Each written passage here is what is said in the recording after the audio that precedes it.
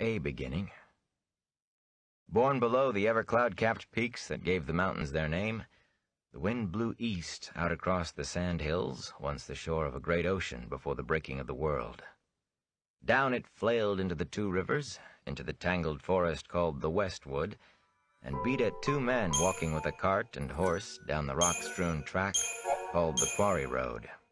For all that spring should have come a good month since, the wind carried an icy chill as if it would rather bear snow.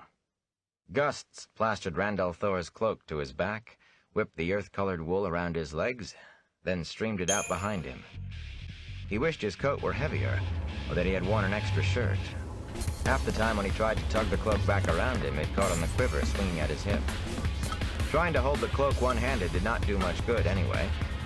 He had his bow in the other, arrow nocked and ready to draw. As a particularly strong blast tugged the cloak out of his hand, he glanced at his father over the back of a shaggy brown mare. He felt a little foolish about wanting to reassure himself that Tam was still there. But it was that kind of day. The wind howled when it rose, but aside from that, quiet lay heavy on the land. The soft creak of the axle sounded loud by comparison. Looking for you, Nabat. No birds sang in the forest, no squirrels chittered from a branch. Not that he expected them, really. Not this spring. Only trees that kept leaf or needle through the winter had any green about them. Snarls of last year's brambles spread brown webs over stone outcrops under the trees. Nettles numbered most among the few weeds. The rest were the sorts with sharp burrs or thorns, or stinkweed, which left a rank smell on the unwary boot that crushed it. Scattered white patches of snow still dotted the ground where tight clumps of trees kept deep shade. Magic? Where sunlight did reach, it held neither strength nor warmth. The pale sun set above the trees to the east, but its light was crisply dark, as if mixed with shadow. It was an awkward morning, made for unpleasant thoughts. Monster! People are not Without yours thinking, to he touched the use! knock of the arrow. It was ready to draw to his cheek in one smooth movement, the way Tam had taught him. Winter had been bad enough on the farms, worse than even the oldest folk remembered, but it must have been harsher still in the mountains if the number of wolves driven down into the two rivers was any guide. Wolves raided the sheep pens and chewed their way into barns to get the cattle and horses. Bears had been after the sheep too, where a bear had not been seen in years. It was no longer safe to be out after dark. Men were the prey as often as sheep, and the sun did not always have to be down.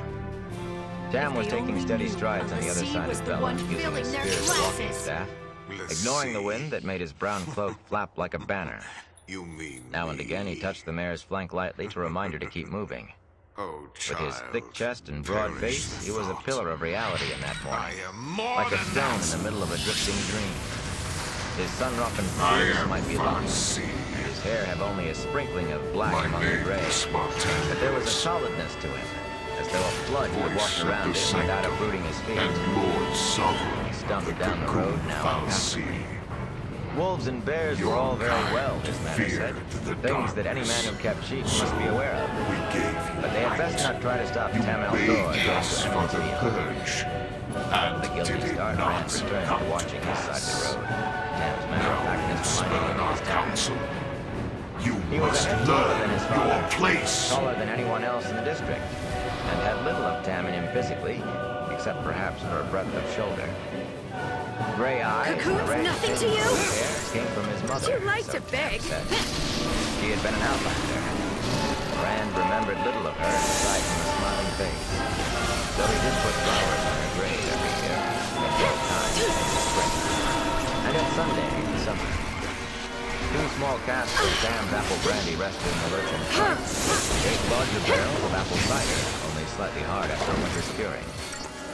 Tam delivered the same every year to the Wine Spring Inn for use during bell time. He had declared that it would take more than wolves or a cold wind to stop him in spring. Even so, they had not been to the village for weeks. Not even Tam traveled much these days. But Tam had given his word about the brandy, even if he had waited to make delivery until the day before festival. Keeping his word was important. Rand was just glad to get away from the farm, almost as glad as about the coming of bell time. As Rand watched his side of the road, the feeling grew in him that he was being watched. For a while he tried to shrug it off. Nothing moved or made a sound in the not only persisted, it grew stronger. The hairs on his arms stirred, his skin prickled as if it itched on the inside. He shifted his bow irritably to rub at his arms and told himself to stop letting fancy. Let's go! There was nothing in the woods on this side of the road. Sam would have spoken if there had been anything on the other. He glanced over his shoulder. This is the power of my boss. Not more than 20 spans back down the road, a figure on horseback followed. A white black, dull and ungreen. It was more than habit than anything else that kept him walking backward alongside the car along the road.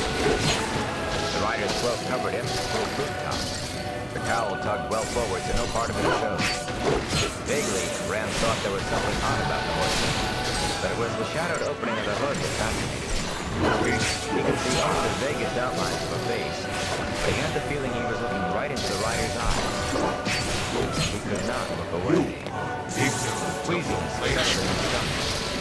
There was only shadow to see in the hood, but he felt hatred as sharply as he could see a snarling face. Hatred for him, hatred from him most of all, for him above all. Abruptly, his gun started to stumble, breaking his arms away from the dark horse. His bow dropped to the road, and only an outthrust hand grabbing Bella's harness saved him from falling flat on his back. With a startled snort, the man stopped, looking ready to see what had caught him. Sam ran over Bella's back. Are you all right, lad? All right, Rand said breathlessly, pulling himself upright. A stranger following us. Where?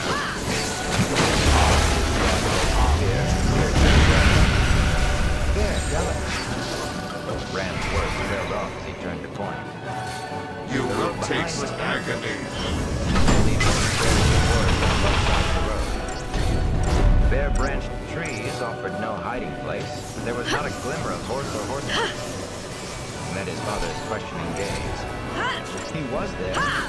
A man in a black cloak on a black horse. I wouldn't doubt your word. Where is he going? I don't know. But he was there. He snatched up the fallen bow and arrow, hastily checked the fletching before re-knocking, and half drew before letting the bowstring relax. There was nothing to aim at. He was. Tam shook his grizzled head. If you say so, man. Come on. A horse leaves footprints, even on this ground. He started toward the rear of the car, close to the way. Was he lying there? Well, for a fact, he was there. If not, these are days to make a man take these abruptly ran alive. Would have been odd about the horseman, aside from his being there at all. The wind had beat at Tam, and now selection shifted a fold of that black cloak. His mouth was suddenly dry. Much mad. His father was right. This was a morning to prickle a man's imagination. But he did not believe it. Only, how did he tell his father was the man who had apparently vanished into air or a cloak the wind did not? With a worried frown, he peered into the woods and that had never had before. Almost since he was old enough to walk, he had run loose in the forest. On the springs of Riverwood, on the last farms east of Emmons Field, or where he had learned to swim. He had explored into the sand hills, which many rivers such as Span Rock. And once he had gone to the very foot of the mountains of Mist, him and his closest friend, Aaron Ivana. There was a lot further afield than most people in Emmons Field ever went. Then the journey to Watch Hill or down to the other side, big adventure. Nowhere in all of that he found a place that made him afraid. Today, though, the West Wind was not the place to be. A man who could disappear so suddenly would reappear just as suddenly, maybe even right beside him. No, Father, there's no need.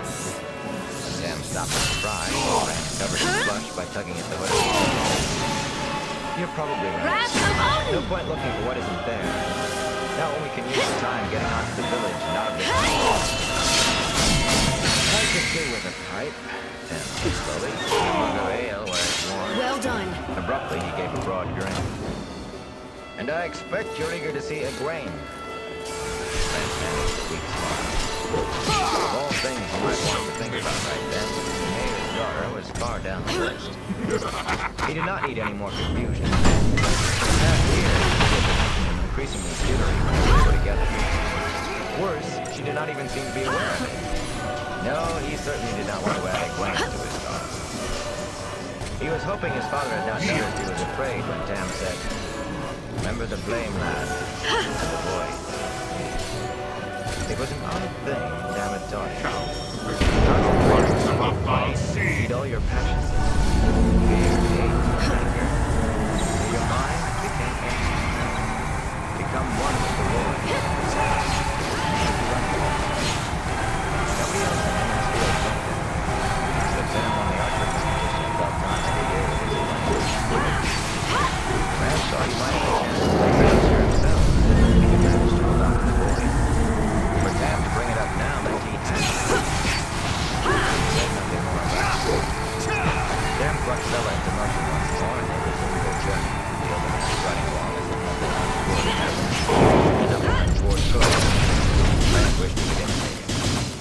He tried forming the emptiness in his mind, but he kept slipping away to images of the black slope towards him. He wanted to believe that Tam was right, that the rider had just been amazing. He could remember that feeling of hatred full well. There had been someone, and that someone had meant him harm. He did not stop looking back until the high-peaked thatched the village lay close onto the westward. The forest gradually thinned to the last few trees stood actually among the stout frame houses. The land sloped gently down to the east. Though not without patches of wood, farms and hedge-bordered fields and pastures filtered the land beyond the village, all the way to the riverwood, its tangle of streams and ponds. The land to the west was just as fertile. The pasture there lush and moist, but only a handful of farms could be found in the westwood, even though few dwindled to none miles short of the sandhills, not to mention the mountains of mist, which rose above the westwood treetops, distant but in plain sight from Emmons Field. Some said the land was too rocky, as if there were rocks everywhere in the two rivers, and others said it was hard that way. A few wondered if there was no point getting any closer to the mountains. Whatever the reasons, only the hardiest men farmed in Westwood. Small children and dogs dodged around the trucks and once it passed the first row of houses. Bella plodded on patiently, ignoring the yelling youngsters, under her nose, front bag, and rolling hoops. In the last months, there had been little of play or laughter from the children, even when the weather had slackened down to the approach of Beltran started to play again. The festival had affected the adults as well. Broad shutters were thrown back, and in almost every house, the good wife stood in a window, apron tied about her, and long braided hair done up in a kerchief, shaking sheets or hanging mattresses over the windowsills. Whether or not leaves had appeared on the trees, nobody would let Beltran. In every yard, rugs hung from stretched lines, and children, who had not been quick enough to run free in the streets, instead vented their frustration on the carpet with quicker beaters. On roof after roof, the goodman of the house clambered about, checking the thatch to see if the winter's damage meant calling on old Sen Bowie, the thatcher. Several times Tam paused to engage one man or another in brief conversation. Since he and Rand had not been off the farm for weeks, everyone wanted to catch up on how things were out that way. Few Westwood men had been in. Tam spoke of damage from winter storms, each one worse than the one before, and stillborn lambs, of brown fields where crops should be sprouting and pastures greening, of ravens flocking in where songbirds had come in years before. Grim talk, with preparations for Beltane going on all around them, and much shaking of heads. It was the same on all sides. Most of the men rolled their shoulders and said, "Well, we'll survive, the light willing." Some grinned and added, "And if the light doesn't will, we'll still survive." That was the way of most Two Rivers people. People who had to watch the hail beat their crops or the wolves take their lambs and start over, no matter how many years it happened, did not give up easily. Most of those who did were long since gone. Tam would not have stopped for Whitconger if the man had not come out into the street, so they had to halt or let Bella run him over. The Congers and the Coplans, the two families were so intermarried no one really knew where one family led off and the other began, were known from Watch Hill to Devon Ride and maybe as far as Tarn Ferry, font of Eden's as complainers power. and troublemakers. I have to get this to Branelvier, Witch, Sam said, nodding to the barrels in the cart. But the scrawny man held his ground with a sour expression on his face. He had been sprawled on his front steps, not up on his roof, though the thatch looked as if it badly needed Master Bowie's attention. He never seemed ready to start over, or to finish what he started the first time. So if I did that, Most of the Coplans and destroy Congers were Orphan. like that, those who were not worse. What are we going to do about Nynaeve, Althor? So what? Conger demanded. We can't have a wisdom like Who that says for it has to be? Field. Sam sighed heavily. It's not our place, Wit. The wisdom is women's business. Well, we better do something, Althor. Save it. She said we'd have a mild winter and a good Sarah was harvest. trying to tell us how to Now you complete ask her our what she focus, hears in the wind, we and have- she just scowls at you and stomps off. If you asked her the way you usually do, Wit, Sam said patiently, you're lucky she didn't thump you with that stick she carries. Now, if you don't mind, this brandy. Nynaeve Almira is just too young to be a wisdom Althor. If the women's circle won't do something, then the village council has to. What business of yours is the wisdom, Wit Conger? Roared a woman's voice. Wit flinched as his wife marched out of the house. Days Conger was twice as wide as Wit, a hard-faced woman without an ounce of fat on her.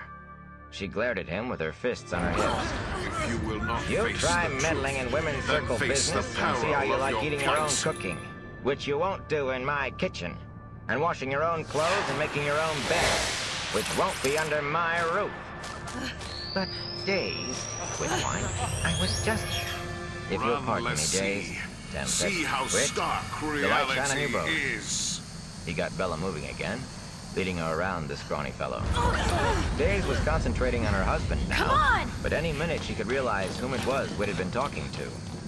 That was why they had not accepted any of the invitations to stop for a bite to eat or something hot to drink. When they saw Tam, the good wives of Emmonsfield went on point like hounds spotting a rabbit. This is bad. There was not one of yolk's them jammed. who did Knew not it know was a just trap. the perfect wife for a widower Something's with a good coming. farm, even if it was in the Westwood. Rand stepped along just as Not quickly so as fast, Tam, Lassie. perhaps even more so. He was sometimes cornered when Tam was not around, with no way to escape outside of Rudy's. Herded onto a stool by the kitchen fire, he would be fed pastries or honey cakes or meat pies. As always, the good wife's eyes weighed and measured him as neatly as any merchant's scales and tapes, while she told him that what he was eating was not nearly so good as her widowed sister's cooking or her next to eldest cousin's. Tam was certainly not getting any younger, she would say. It was good that he had loved his wife so. It boded well for the next woman in his life. But he had The hell mourned kind of long shit enough. business? Fighting on his Tam own? needed a good woman. It was a simple fact, she would say, very close, that a man just could not do without a woman to take care of him and keep him out of trouble. Worst of all were those who paused thoughtfully at about that point, then asked with elaborate casualness exactly how old he was now. Like most Two Rivers folk, Rand had a strong, stubborn streak. Can we do something? Outsiders sometimes Gabby, said it was the I prime give trait up! of people in the Two Rivers that they could give mules lessons and teach stones. The good wives were fine and kindly women for the most part, but he hated being pushed into anything, and they made him feel as if he were being prodded with sticks. So he walked fast and wished Tam would hurry Bella along. Soon the street opened onto the green, a broad expanse in the middle of the village. Usually covered with thick grass, the green this spring showed only a few fresh patches among the yellowish brown of dead grass and the black of bare earth.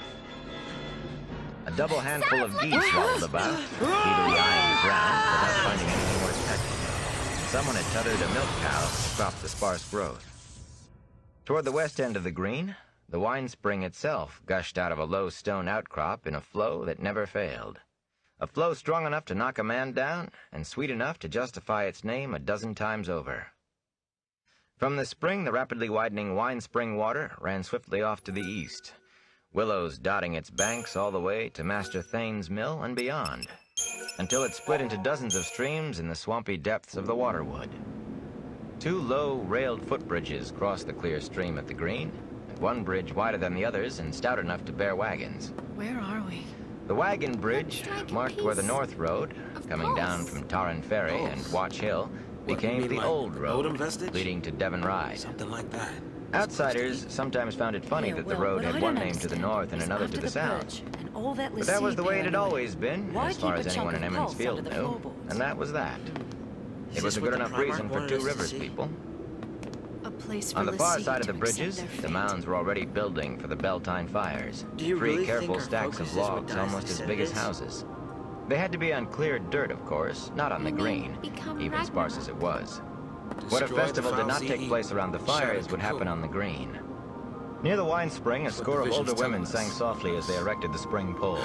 Shorn of its branches, the straight, slender trunk of a fir tree back to stood square 10 feet one. high, even in the hole they had dug for it. Out of luck. A knot of girls too young to wear their hair braided sat cross-legged and watched enviously, occasionally singing snatches of the song the women sang. Cocoon calling Tam snow. clucked at Bella as if to make her speed her pace, though she ignored it, and Rand studiously kept his eyes from what the women were doing.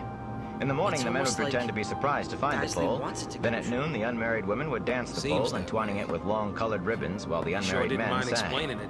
No one knew when Here's the your custom focus began on or the silver why, and platter. it was another thing that was the way it had always been.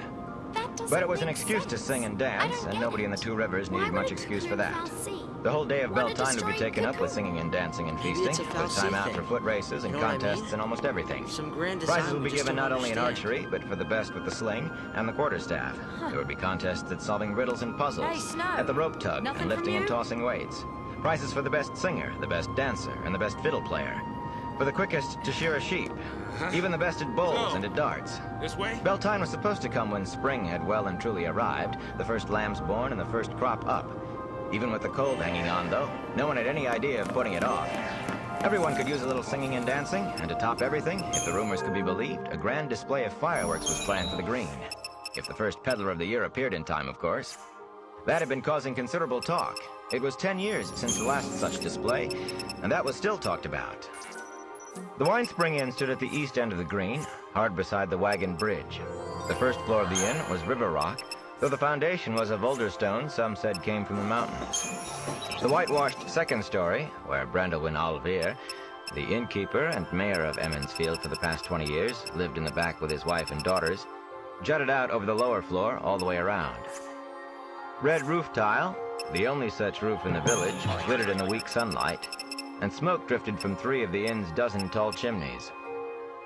At the south end of the inn, away from the stream, stretched the remains of a much larger stone foundation, once part of the inn, or so it was said.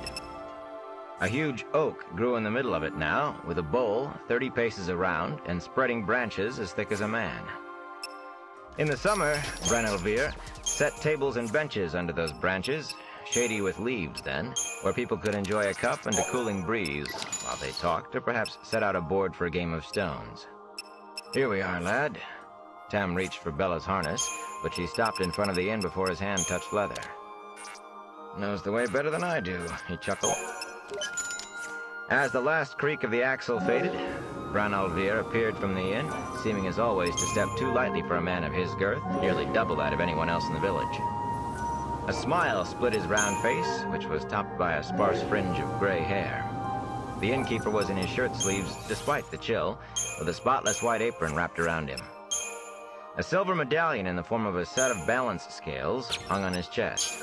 The medallion, along with the full-size set of scales used to weigh the coins of the merchants who came down from Berlon for wool or tabac, was the symbol of the mayor's office. Bran only wore it for dealing with the merchants and for festivals, feast days, and weddings. He had it on a day early now, but that night was winter night, the night before Beltane, when everyone would visit back and forth almost the whole night long, exchanging small gifts, having a bite to eat and a touch to drink at every house.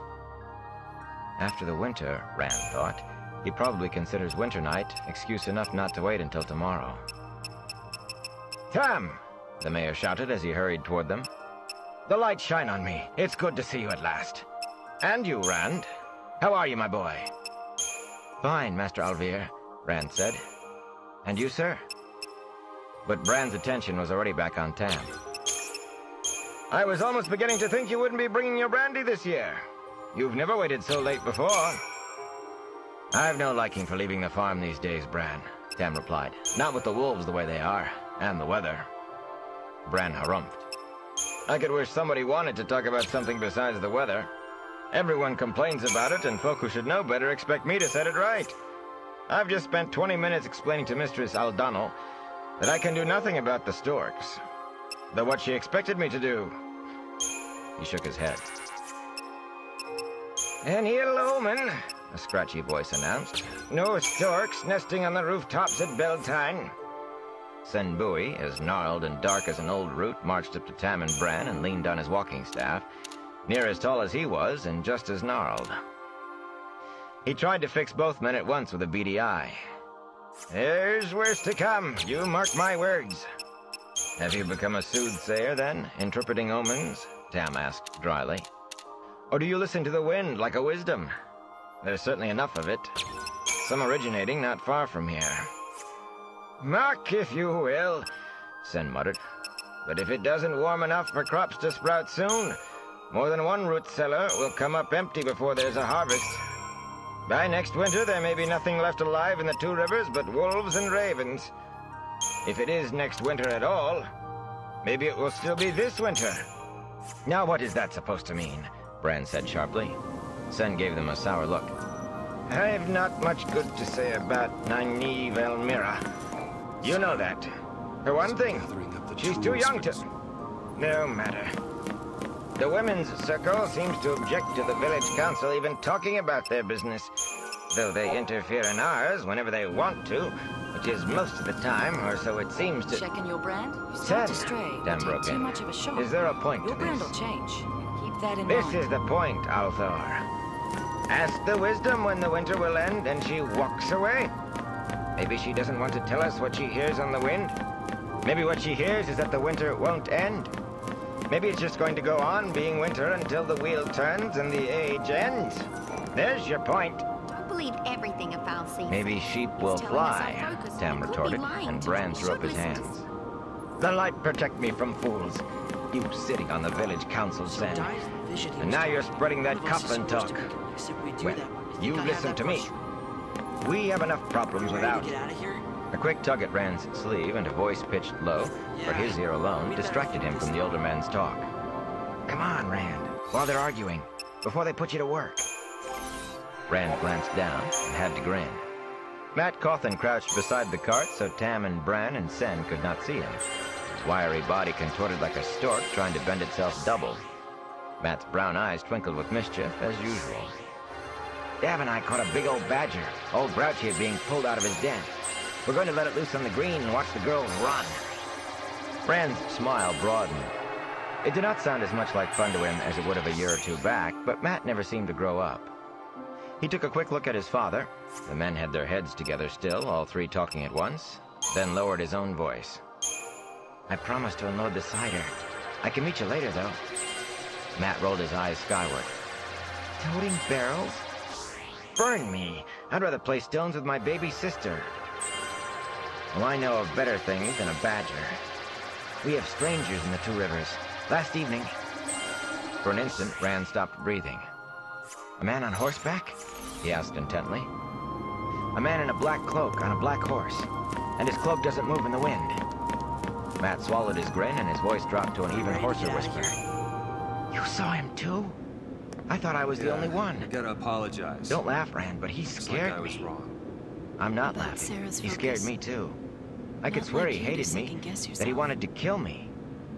Rand shivered. Well, even Until that heroes day, make he had never mistakes. thought of anyone wanting to kill him, really wanting to kill him. That sort of thing just What did not about your happen in the plan Two to Rivers. protect Cocoon? A fist fight, maybe, or a wrestling match, but not killing. Either way, your faith in Sarah I don't know was about strong. hating Rand, That but he was strength scary got enough you this anyway.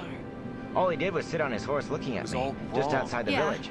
You I've tried never so been so hard to frightened in convince my us life. that you even fooled yourself. Well, I looked away, just for a You've been a moment. total It idiot. wasn't easy, mind you. Then when I looked back, he'd But vanished. still, Blood and ashes. 3 days it's been, and I can hardly It stop saved thinking me. about him. I keep looking over my you shoulder. trusted Sarah. Matt attempted a laugh that came out as a croak. Let that faith drive Funny how you. being scared takes you. You think It strange made things. me want to believe. I actually thought, just for a minute, mind, it might be the Dark One. He tried another laugh, but no sound at all came out this time. Rand took a deep breath. As much to remind himself as for any other reason, he said by rote, Sarah. "The Dark One and all of the Forsaken are bound to Shale Ghul, beyond the Great Blight. Bound by the Creator at the moment of creation, bound until the end of time. Be The hand of Creator shelters the world, and the light Those were shines just on us all. legends, right? He drew another breath and went on. I want to say Besides, we're close to if he was Eden, free, but what it's would the hard to Shepherd be of the sure. Night be doing in the Two Rivers watching farm boys? I don't know. But I do know that rider was... evil. Don't laugh. I'll take an oath on it. Maybe it was the dragon. You're just full of cheerful thoughts, aren't you? Rand muttered. You sound worse than Sen. My mother always said the Forsaken would come for me if I didn't mend my ways. If I ever saw anybody who looked like Ishamael or Agenor, it was him. Everybody's mother scared them with the Forsaken, Rand said dryly, but most grow out of it. Why not the Shadow Man while you're about it? Matt glared at him. I haven't been so scared since... I can't believe we're still in No, Cocoon. I've never been that scared, It's and I don't kinda mind creepy. admitting it. Me either. My father thinks I was jumping at shadows under the tree. Matt nodded glumly and leaned back against the carpet. So did my dad. I told Dad and Elam Doubtrees. They've been watching like hawks ever since, but they haven't seen anything. Now Elam thinks I was trying to trick him. Dad thinks he's down from Tommy Bear, a sheep stealer or a chicken thief. A chicken thief. He lapsed into a blended silence. It's probably all foolishness anyway, Rand said finally. Maybe he is just a sheep stealer. He tried to picture it, but it was like picturing a wolf taking a cat's place in front of a mouse. I didn't like the way he looked at me. And neither did you. Not if how you jumped at me is any guide. We ought to tell someone. We already have, Matt, both of us, and we won't believe it. Can you imagine trying to convince Master Alvear about this fellow without him seeing him? He sent us off to Nynaeve to see if we were sick. There are two of us now. Nobody could believe we both. Rand rubbed the top of his head briskly, wondering what to say.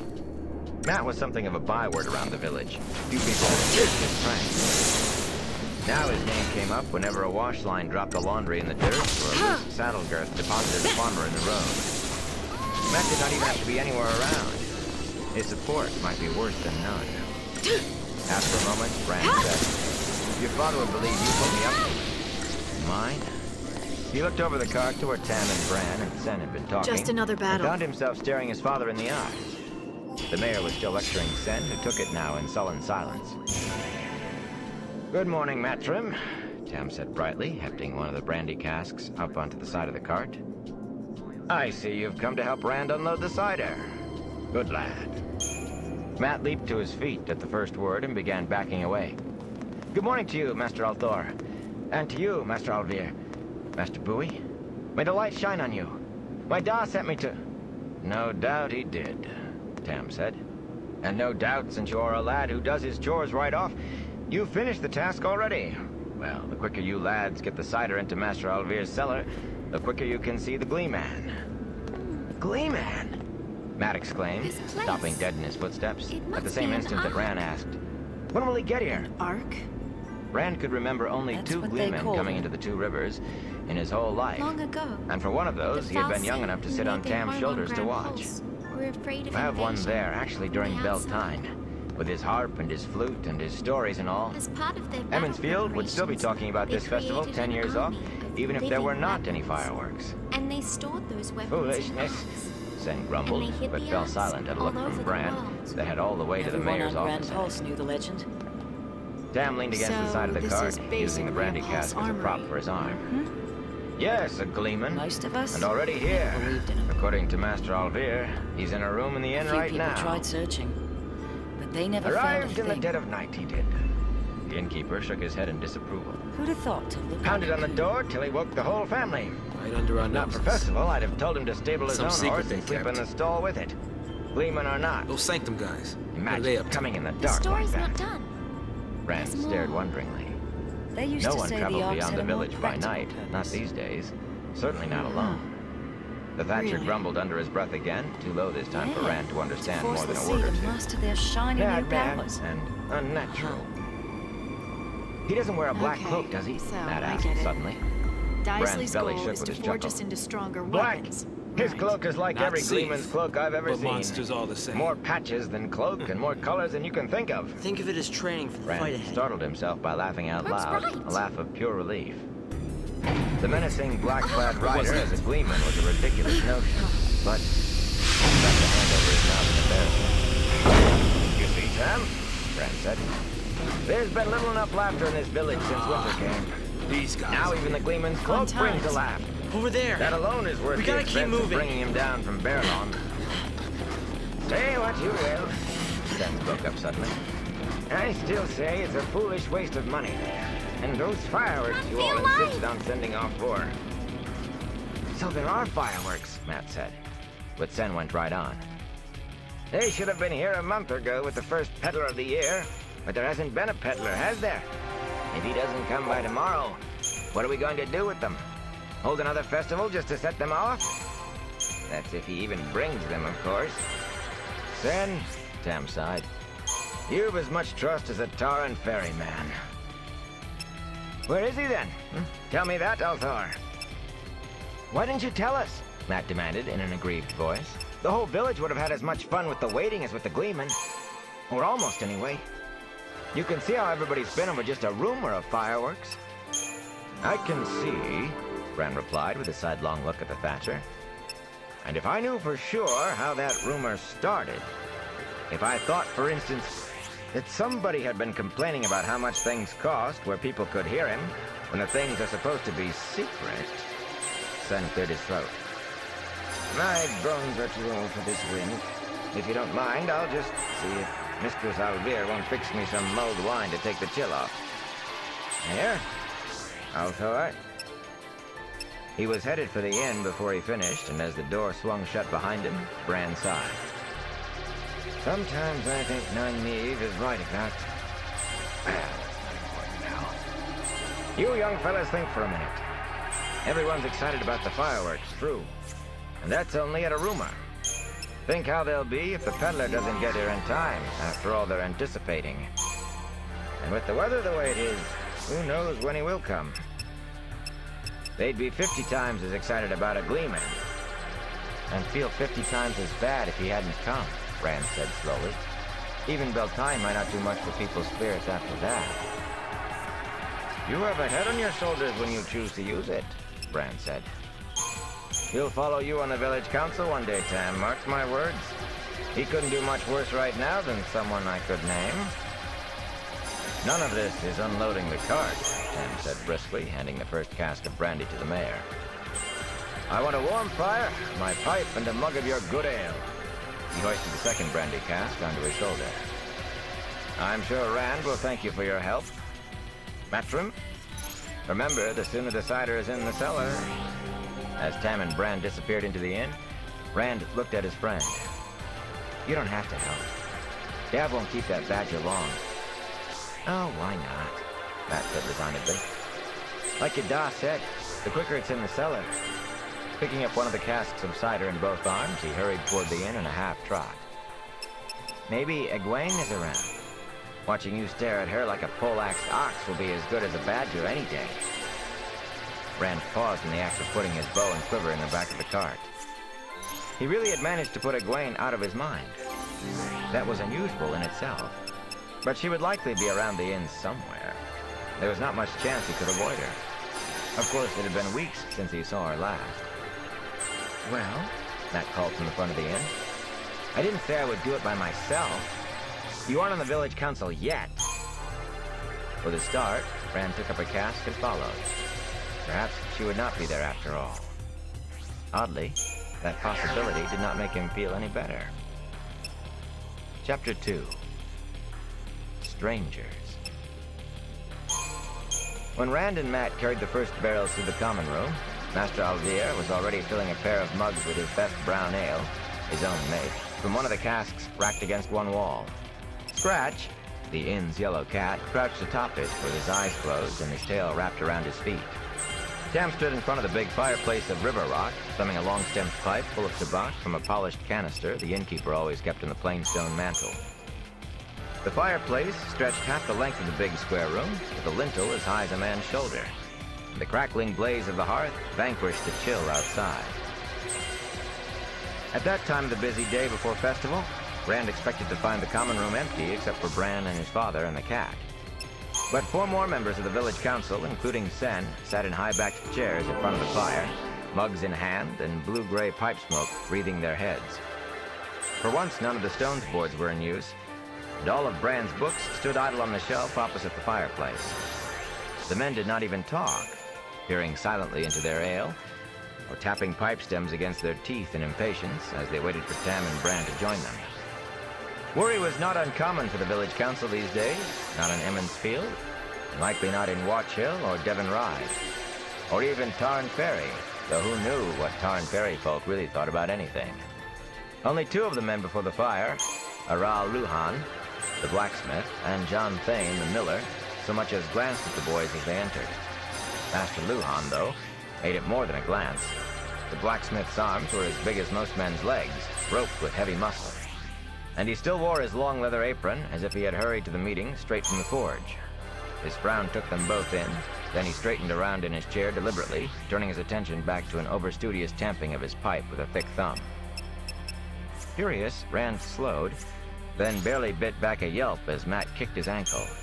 His friend nodded insistently toward the doorway at the back of the common room, and hurried on without waiting. Limping slightly, Rand followed less quickly. "What was that about?" he demanded as soon as he was in the hall that led to the kitchen. "You almost broke my—" "It's old Luhan," Matt said, peering past Rand's shoulder into the common room. "I think he suspects I was the one who—" He cut off abruptly as Mistress Alvier bustled out of the kitchen, the aroma of fresh-baked bread wafting ahead of her. The tray in her hands carried some of the crusty loaves for which he was famous around Emmons Field, as well as plates of pickles and cheese. The food reminded Rand abruptly that he had eaten only an end of bread before leaving the farm that morning. His stomach gave an embarrassing rumble. A slender woman, with her thick braid of graying hair pulled over one shoulder, Mistress Alvier smiled in a motherly fashion that took in both of them. "There is more of this in the kitchen if you two are hungry, and I never knew boys your age who weren't. Or any other age, for that matter. If you prefer, I'm baking honey cakes this morning." She was one of the few married women in the area who never tried to play matchmaker with Tam. Toward Rand, her motherliness extended to warm smiles and a quick snack whenever he came by the inn. But she did as much for every young man in the area. If she occasionally looked at him, as if she wanted to do more, at least she took it no further than looks, for which she was deeply grateful. Without waiting for a reply, she swept on into the common room. Immediately, there was the sound of stairs scraping on the floor as the men got to their feet, and exclaimings over the smell of the bread. She was easily the best cook in Emmons Field, and not a man for miles around but eagerly leaped at a chance to put his feet under her table. "Honey cakes," Matt said, smacking his lips. "After," Rand told him firmly, "or we'll never get done." A lamp hung over the cellar stairs, just beside the kitchen door, and another made a bright pool in the stone-walled room beneath the inn, banishing all but a little dimness in the furthest corners. Wooden racks along the walls and across the floor held casks of brandy and cider, and larger barrels of ale and wine, some with caps. Many of the wine barrels were marked with chalk in Branalvir's hand, giving the year they had been bought, what peddler had brought them, and in which city they had been made. But all of the ale and brandy was the make of Two Rivers farmers or of Bran himself. Peddlers and even merchants sometimes brought brandy or ale from outside, but it was never as good and cost the earth besides, and nobody ever drank it more than once. "Now," Rand said, as they set their casks in the racks, "what did you do that you have to avoid Master Luhan?" Matt shrugged. "Nothing, really. I told Dan Alcar and some of his snot-nosed friends, Ewan Fingar and Dag Copland, that some farmers had seen ghost hounds breathing fire and running through the woods. They ate it up like clotted cream." "And Master Luhan is mad at you for that?" Rand said doubtfully. "Not exactly." Matt paused, then shook his head. "You see, I covered two of the dogs with flour. They were all white. Then I let them loose near Dag's house. How was I to know they'd run straight home? It really isn't my fault. If Mistress Luhan hadn't left the door open, they couldn't have gotten inside. It isn't like I intended to get flour all over her house." He gave a bark of laughter. "I hear she chased old Luhan and the dogs, all three, out of the house with a broom." Rand winced and laughed at the same time. "If I were you, I'd worry more about Alsbeth Luhan than about the blacksmith. She's almost as strong and her temper is a lot worse. No matter, though. If you walk fast, maybe he won't notice you." Matt's expression said he did not think Rand was funny. When they went back through the common room, though, there was no need for Matt to hurry. The 6 men had their chairs in a tight knot before the fireplace. With his back to the fire, Tam was speaking in a low voice, and the others were leaning forward to listen. So intent on his words, they would likely not have noticed if a flock of sheep had been driven through. Rand wanted to move closer to hear what they were talking about, but Matt plucked at his sleeve and gave him an agonized look. With a sigh, he followed Matt out to the cart. On their return to the hallway, they found a tray by the top of the steps and hot honey cakes filling the hall with their sweet aroma. There were 2 mugs as well and a pitcher of steaming mulled cider. Despite his own admonition about waiting until later, Rand found himself making the last 2 trips between cart and cellar while trying to juggle a cask and a piping honey cake. Setting his final cask in the racks, he wiped crumbs from his mouth while Matt was unburdening himself, then said, "Now for the glee." Feet clattered on the stairs, and Ewan Fingar half fell into the cellar in his haste, his pudgy face shining with eagerness to impart his news. "There are strangers in the village." He caught his breath and gave Matt a wry look. "I haven't seen any goat hounds, but I hear somebody flowered Master Luhan's dogs. I hear Mistress Luhan has ideas who to look for, too." The years separating Rand and Matt from Ewan, only 14, were usually more than enough for them to give short shrift to anything he had to say. This time they exchanged one startled glance, then both were talking at once. "In the village?" Rand asked. "Not in the woods?" Right on top of him, Matt added, "Was his cloak black? Could you see his face?" Ewan looked uncertainly from one of them to the other, then spoke quickly when Matt took a threatening step. "Of course I could see his face. And his cloak is green, or maybe gray. It changes. It seems to fade into wherever he's standing. Sometimes you don't see him, even when you look right at him. Not unless he moves. And hers is blue, like the sky, and 10 times fancier than any feast day clothes I ever saw. She's 10 times prettier than anybody I ever saw, too. She's a high-born lady, like in the stories. She must be." "Her?" Rand said. "Who are you talking about?" He started at Matt, who had put both hands on the top of his head and squeezed his eyes shut. "They're the ones I meant to tell you about," Matt muttered, "before you got me off onto—" He cut off, opening his eyes for a sharp glance at Ewan. "They arrived last evening," Matt went on after a moment, "and took rooms here at the inn. I saw them right in. They're horses, Rand. I never saw horses so tall or so sleek. They look like they could run forever. I think he works for her." "In service," Ewan broke in. "They call it being in service in the stories." Matt continued as if Ewan had not spoken. "Anyway, he defers to her, does what she says. Only he isn't like a hired man. A soldier, maybe. The way he wears his sword, it's part of him, like his hand or his foot. He makes the merchant's guards look like cur dogs." "Her, Rand? I never even imagined anyone like her. She's out of a league. She's like... He paused to give Ewan a sour look. "Like a high-born lady." With a sigh. "But who are they?" Rand asked. "Except for merchants, once a year to buy his box of wool, and the peddlers, outsiders never came to school the merchants, or as good as never. Maybe at Tarn's Ferry, but not this far south.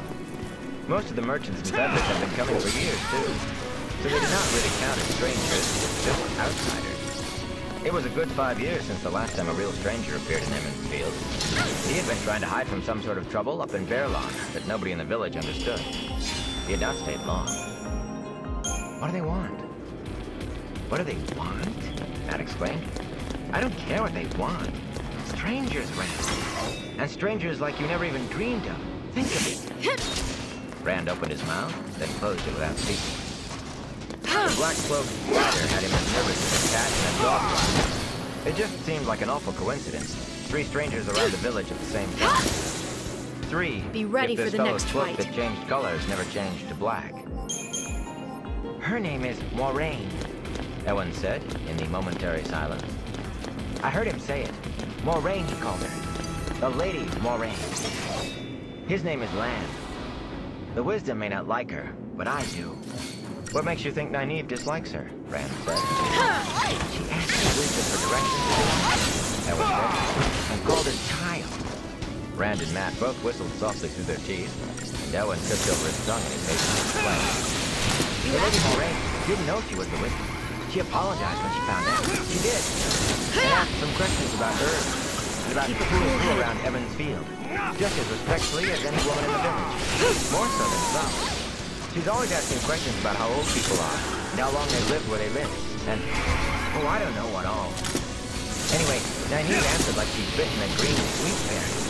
Then, when the Lady Moraine walked away, Nynaeve stared after her like, well, it wasn't friendly, I can tell you that. Is that all? Rand said. You know Nynaeve's temper. When Senbui called her a child last year, she thumped him on the head with her stick. And he's in the village council, and old enough to be her grandfather besides. She flares up at anything, and never stays angry past turning around. That's too long for me, Elwyn muttered. Back me up. I don't care who Nynaeve thumps, Matt chortled, so long as it isn't me. This is going to be the best Valentine ever. A gleeman, a lady, who could ask for more? Who needs fireworks? A gleeman? Elwyn said, his voice rising sharply. Come on, man, Matt went on, ignoring the younger boy. We're done here. You have to see this, son. He bounded up the stairs with Ellen scrambling behind him, calling, Is there really a gleeman, Matt? This isn't like the ghost towns, is it? Or the frogs? Just another battle. Rand paused long enough to turn down the lamp, then hurried after them. In the common room, Rowan Hearn and Samuel Craw had joined the others in the front of the fire, so that the entire village council was there. Bran Elvir spoke now, his normally bluff voice pitched so low that only a rumbling murmur traveled beyond the close-gathered chairs.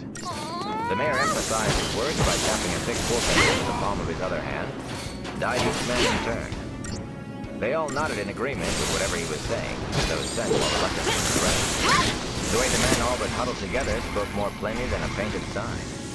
Whatever they were talking about, it was for the village council alone, at least for now. Change of plan. They would not appreciate Rand trying to listen in.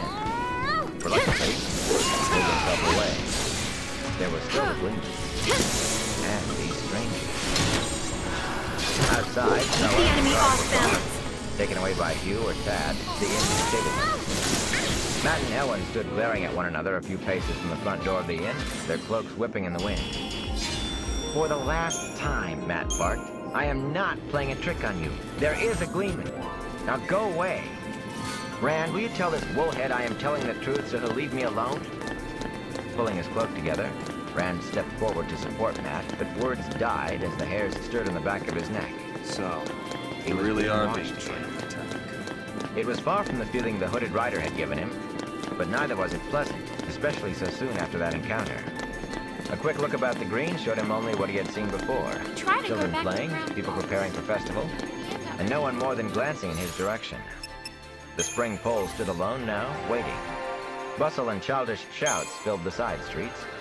All was as it should be, except that he was being watched.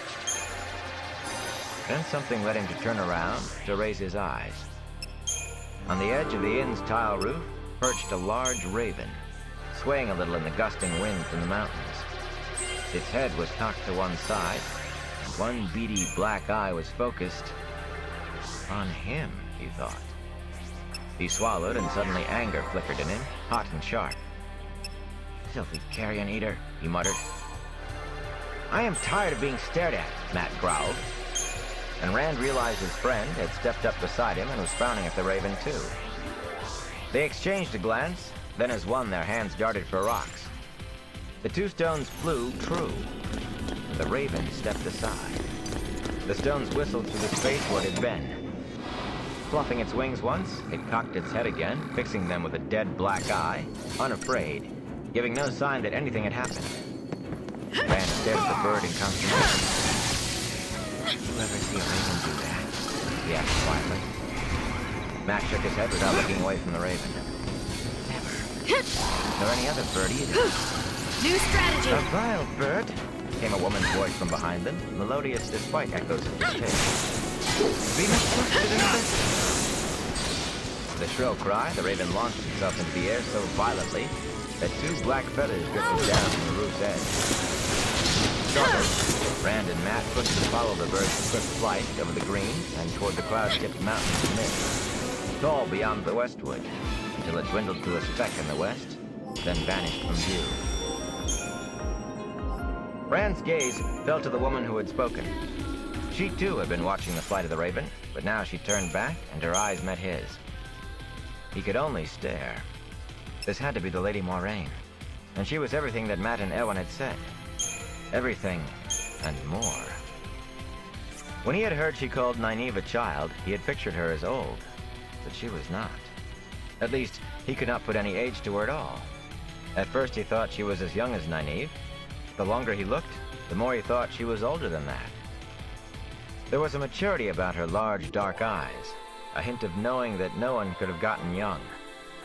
For an instant he thought those eyes were deep pools about to swallow him up. It was plain why Matt and Ewan named her a lady from a Gleeman's Tale, too. She held herself with a grace and air of command that made him feel awkward and stumble-footed. She was barely tall enough to come up to his chest, but her presence was such that her height seemed the proper one, and he felt ungainly in his tallness. Altogether, she was like no one he had ever seen before. The wide hood of her cloak framed her face and dark hair, hanging in soft ringlets. He had never seen a grown woman with her hair unbraided. Every girl in the Two Rivers waited eagerly for the woman's circle of her village to say she was old enough to wear a braid. Her clothes were just as strange. Her cloak was sky blue velvet with thick silver embroidery, leaves and vines and flowers all along the edges. Her dress gleamed faintly as she moved, a darker blue than the cloak, and slashed with cream. A necklace of heavy gold links hung around her neck, while another gold chain, delicate and fastened in her hair, supported a small, sparkling blue stone in the middle of her forehead. A wide belt of woven gold encircled her waist, and on the second finger of her left hand was a gold ring in the shape of a serpent, biting its own tail.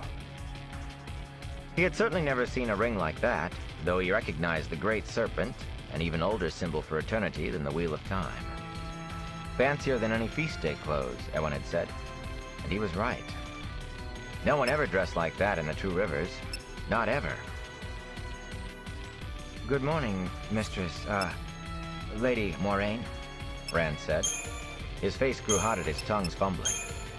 "Good morning, Lady Moraine," Matt echoed somewhat more smoothly, but only a little.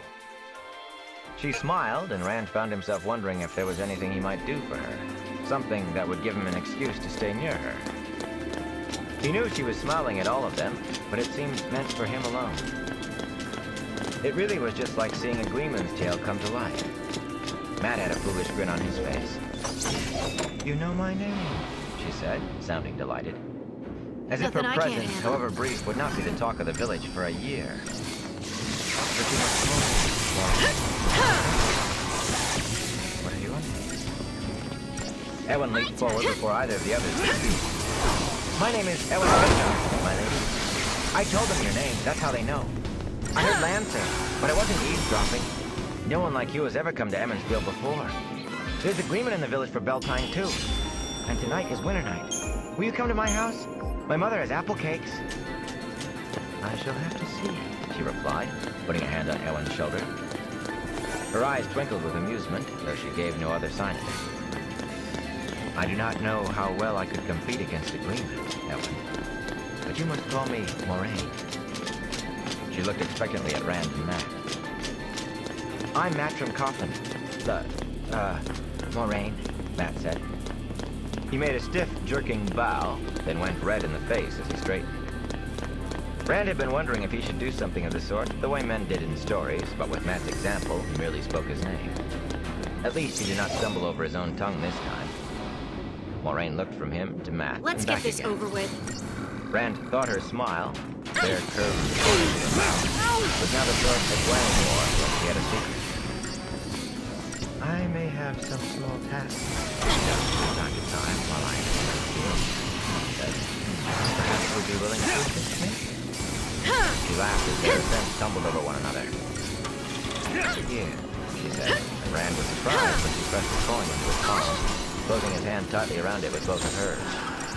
"There's no need," he began, but she waved aside his protest and she gave Ewan a coin as well, and pressed Matt's hand around one the same way she had Rand.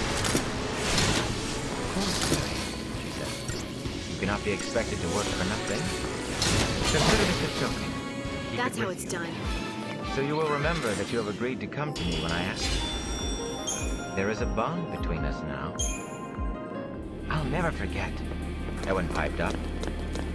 Later we must talk, she said. And you must tell me all about yourselves. Moraine, Rand asked hesitantly as she turned away. She stopped and looked back over her shoulder, and he had to swallow before going on. Why have you come to Emond's Field? Her expression was unchanged, but suddenly he wished he had not asked. Though he could not have said why. He rushed to explain himself anyway. I don't mean to be rude. I'm sorry. It's just that no one comes into the Two Rivers except the merchants and peddlers when the snow isn't too deep to get down from Baerlon. Almost no one. Certainly no one like you. The merchants' guards sometimes say this is the back end of forever, and I suppose it must seem that way to anyone from outside. I just wondered. Her smile did fade then, slowly, as if something had been recalled to her. For a moment, she merely looked at him. I am a student of history, she said at last. A collector of old stories. This place you call the Two Rivers has always interested me. Sometimes I study the stories of what happened here long ago. Here, and at other places. Stories? Rand said. Whatever happened in the Two Rivers to interest someone like... what could have happened here? And what else would you call it beside the Two Rivers? Rand added. That's what it has always been called.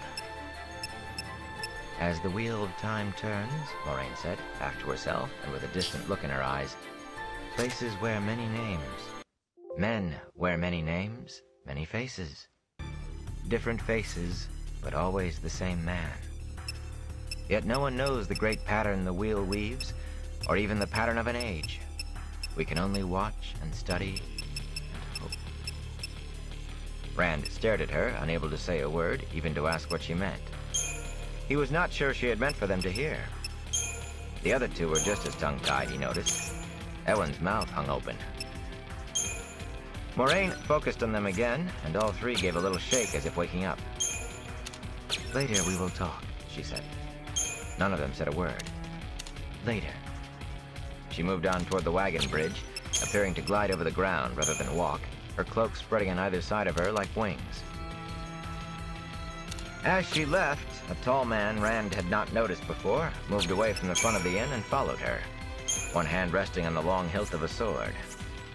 His clothes were a dark grayish green that would have faded into leaf or shadow, and his cloak swirled through shades of gray and green and brown as it shifted in the wind. It almost seemed to disappear at times, that cloak, fading into whatever lay beyond it. His hair was long and gray at the temples, held back from his face by a narrow leather headband. That face was made from stony planes and angles, weathered but unlined despite the gray in his hair. When he moved, Rand could think of nothing but a wolf. In passing the three youths, his gaze ran over them, eyes as cold and blue as a midwinter dawn. It was as if he were weighing them in his mind, and there was no sign on his face of what the scales told him. He quickened his pace until he caught up to Moraine, then slowed to a walk by her shoulder, bending to speak to her. Rand let out a breath he had not realized he had been holding. That was Lon, Eowyn said throatily, as if he too had been holding his breath. It had been that kind of look. I'll bet he's a warder. Don't be a fool, Matt laughed, but it was a shaky laugh. Warders are just in stories. Anyway, warders have swords and armor covered in gold and jewels, and spend all their time up north in the Great Blight, fighting evil and Trollocs and such. He could be a warder, Eowyn insisted. Did you see any jewels or gold on him? Matt scoffed. Do we have Trollocs in the Two Rivers? We have sheep. I wonder what could ever have happened here to interest someone like her. Something could have, Rand answered slowly. They say the inn's been here for 1,000 years, maybe more. 1,000 years of sheep, Matt said. A silver penny! Eowyn burst out. She gave me a whole silver penny. Think what I can buy when the peddler comes. Rand opened his hand to look at the coin she had given him, and almost dropped it in surprise. He did not recognize the fat silver coin with the raised image of a woman balancing a single flame on her upturned hand. But he had watched while Bran al'Vir weighed out the coins merchants brought from a dozen lands, and he had an idea of its value. That much silver would buy a good horse anywhere in the Two Rivers, You know with what to some do. left over. He looked at Matt and saw the same stunned expression he knew must be on his own face. Tilting his hands so Matt could see the coin, but not Ewan, he raised a questioning eyebrow. Matt nodded. For a minute, they stared at one another in perplexed wonder. What kind of chores does she have? Rand asked finally. I don't know, Matt said firmly, and I don't care.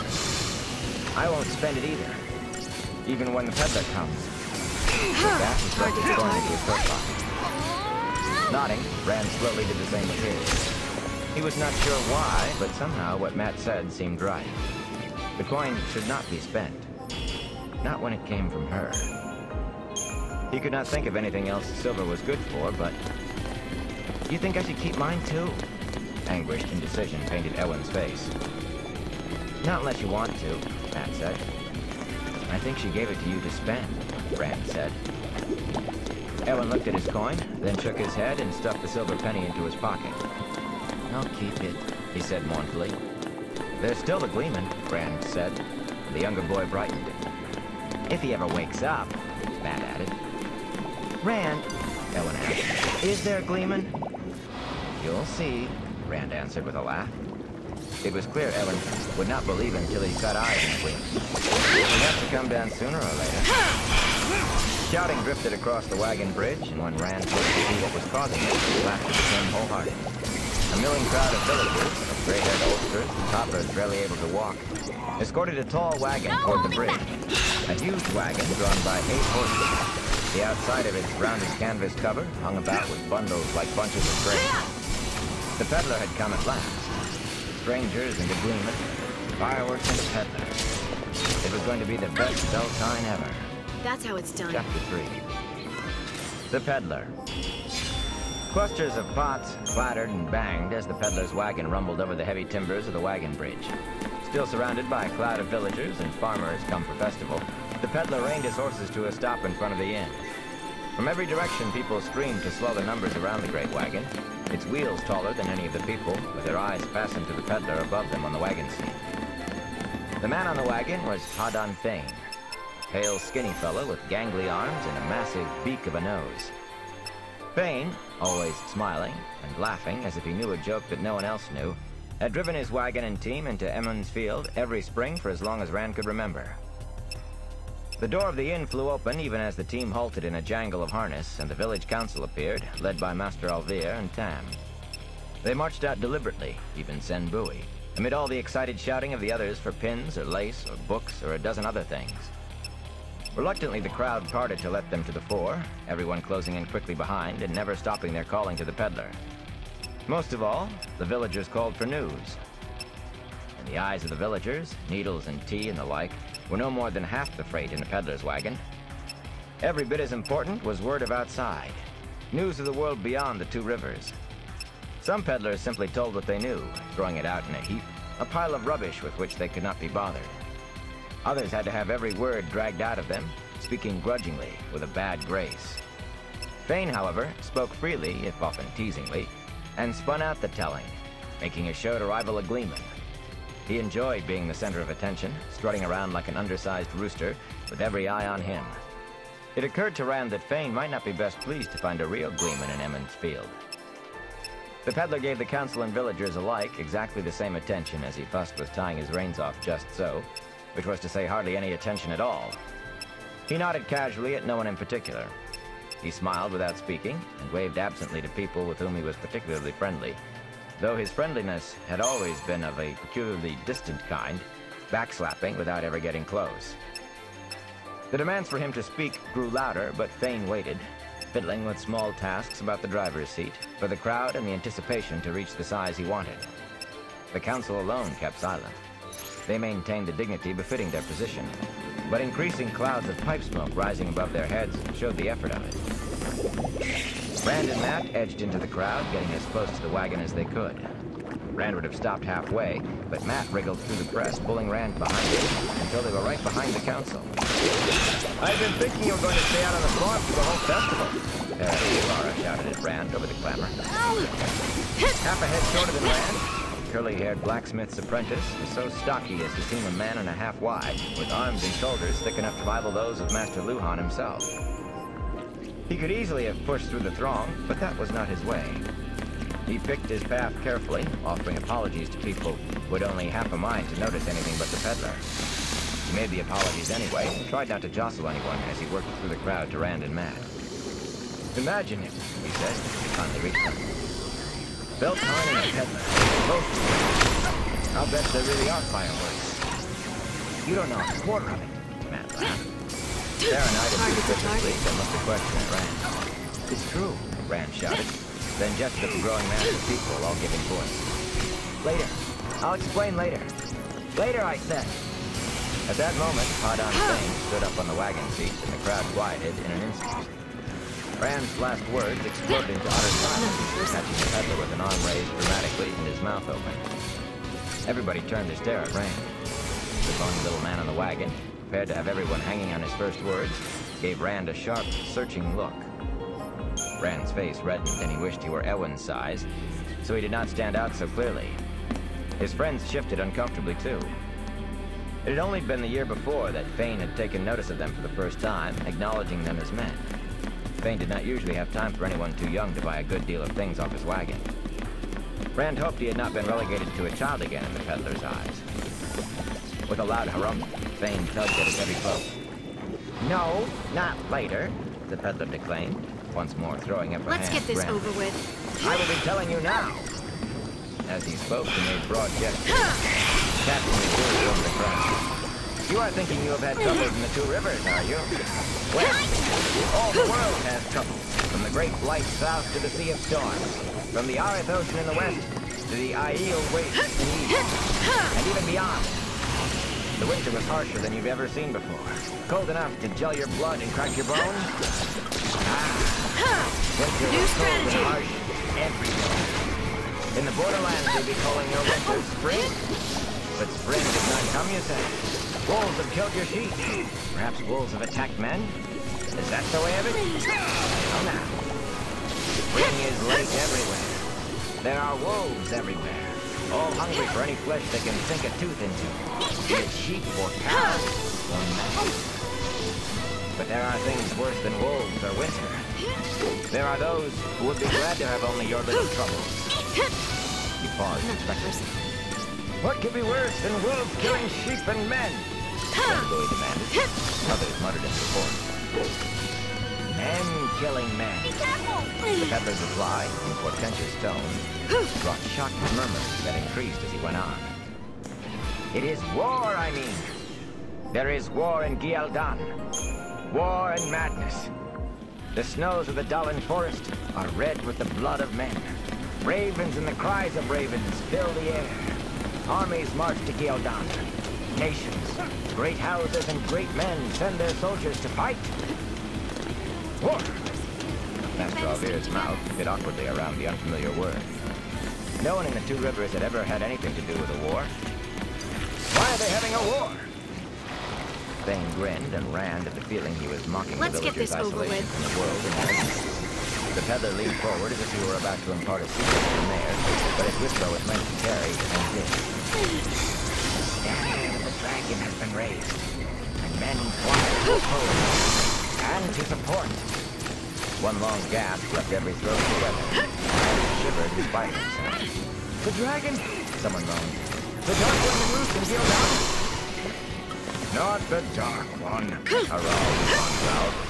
The dragon's not the Dark One, and this is a false dragon anyway. Let's hear what Master Thane has to say, the mayor said. But no one would be quiet that easily. People cried out from every side, men and women shouting over one another. Just as bad as the Dark One. The dragon broke the world, didn't he? He started it. He caused the time of madness. You know the prophecies. When the dragon is reborn, your worst nightmares will seem like your fondest dreams. He's just another false dragon. He must be. What difference does that make? You remember the last false dragon? He started a war too. Thousands died. Isn't that right, Thane? He laid siege to Ilion. It's evil times. No one claiming to be the dragon reborn for 20 years, and now 3 in the last 5 years. Evil times. Look at the weather. Rand exchanged looks with Matt and Perrin. Matt's eyes shone with excitement, but Perrin wore a worried frown. Rand could remember every tale he had heard about the men who named themselves the Dragon Reborn. And if they had all proven themselves false dragons by dying and disappearing without fulfilling any of the prophecies, what they had done was bad enough. Whole nations thrown by battle, cities and towns pushed to the earth. The dead fell like autumn leaves. Refugees clogged the roads like sheep in a pen. So the peddlers said, and the merchants, and no one in the Two Rivers with any sense doubted it. The world would end, so some said, when the real dragon was born again.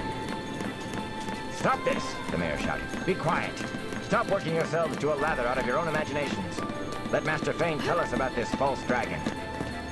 The people began to quieten, but Sen Bui refused to be silent. Is this a false dragon? The Thatcher asked sourly. Master Aldir blinked as if taken by surprise, then snapped, Don't be an old fool, Sen. But Sen had kindled the crowd again. He can't be the Dragon Reborn. Light help us, he can't be. You old fool, Bui. You want bad luck, don't you? Be naming the Dark One next.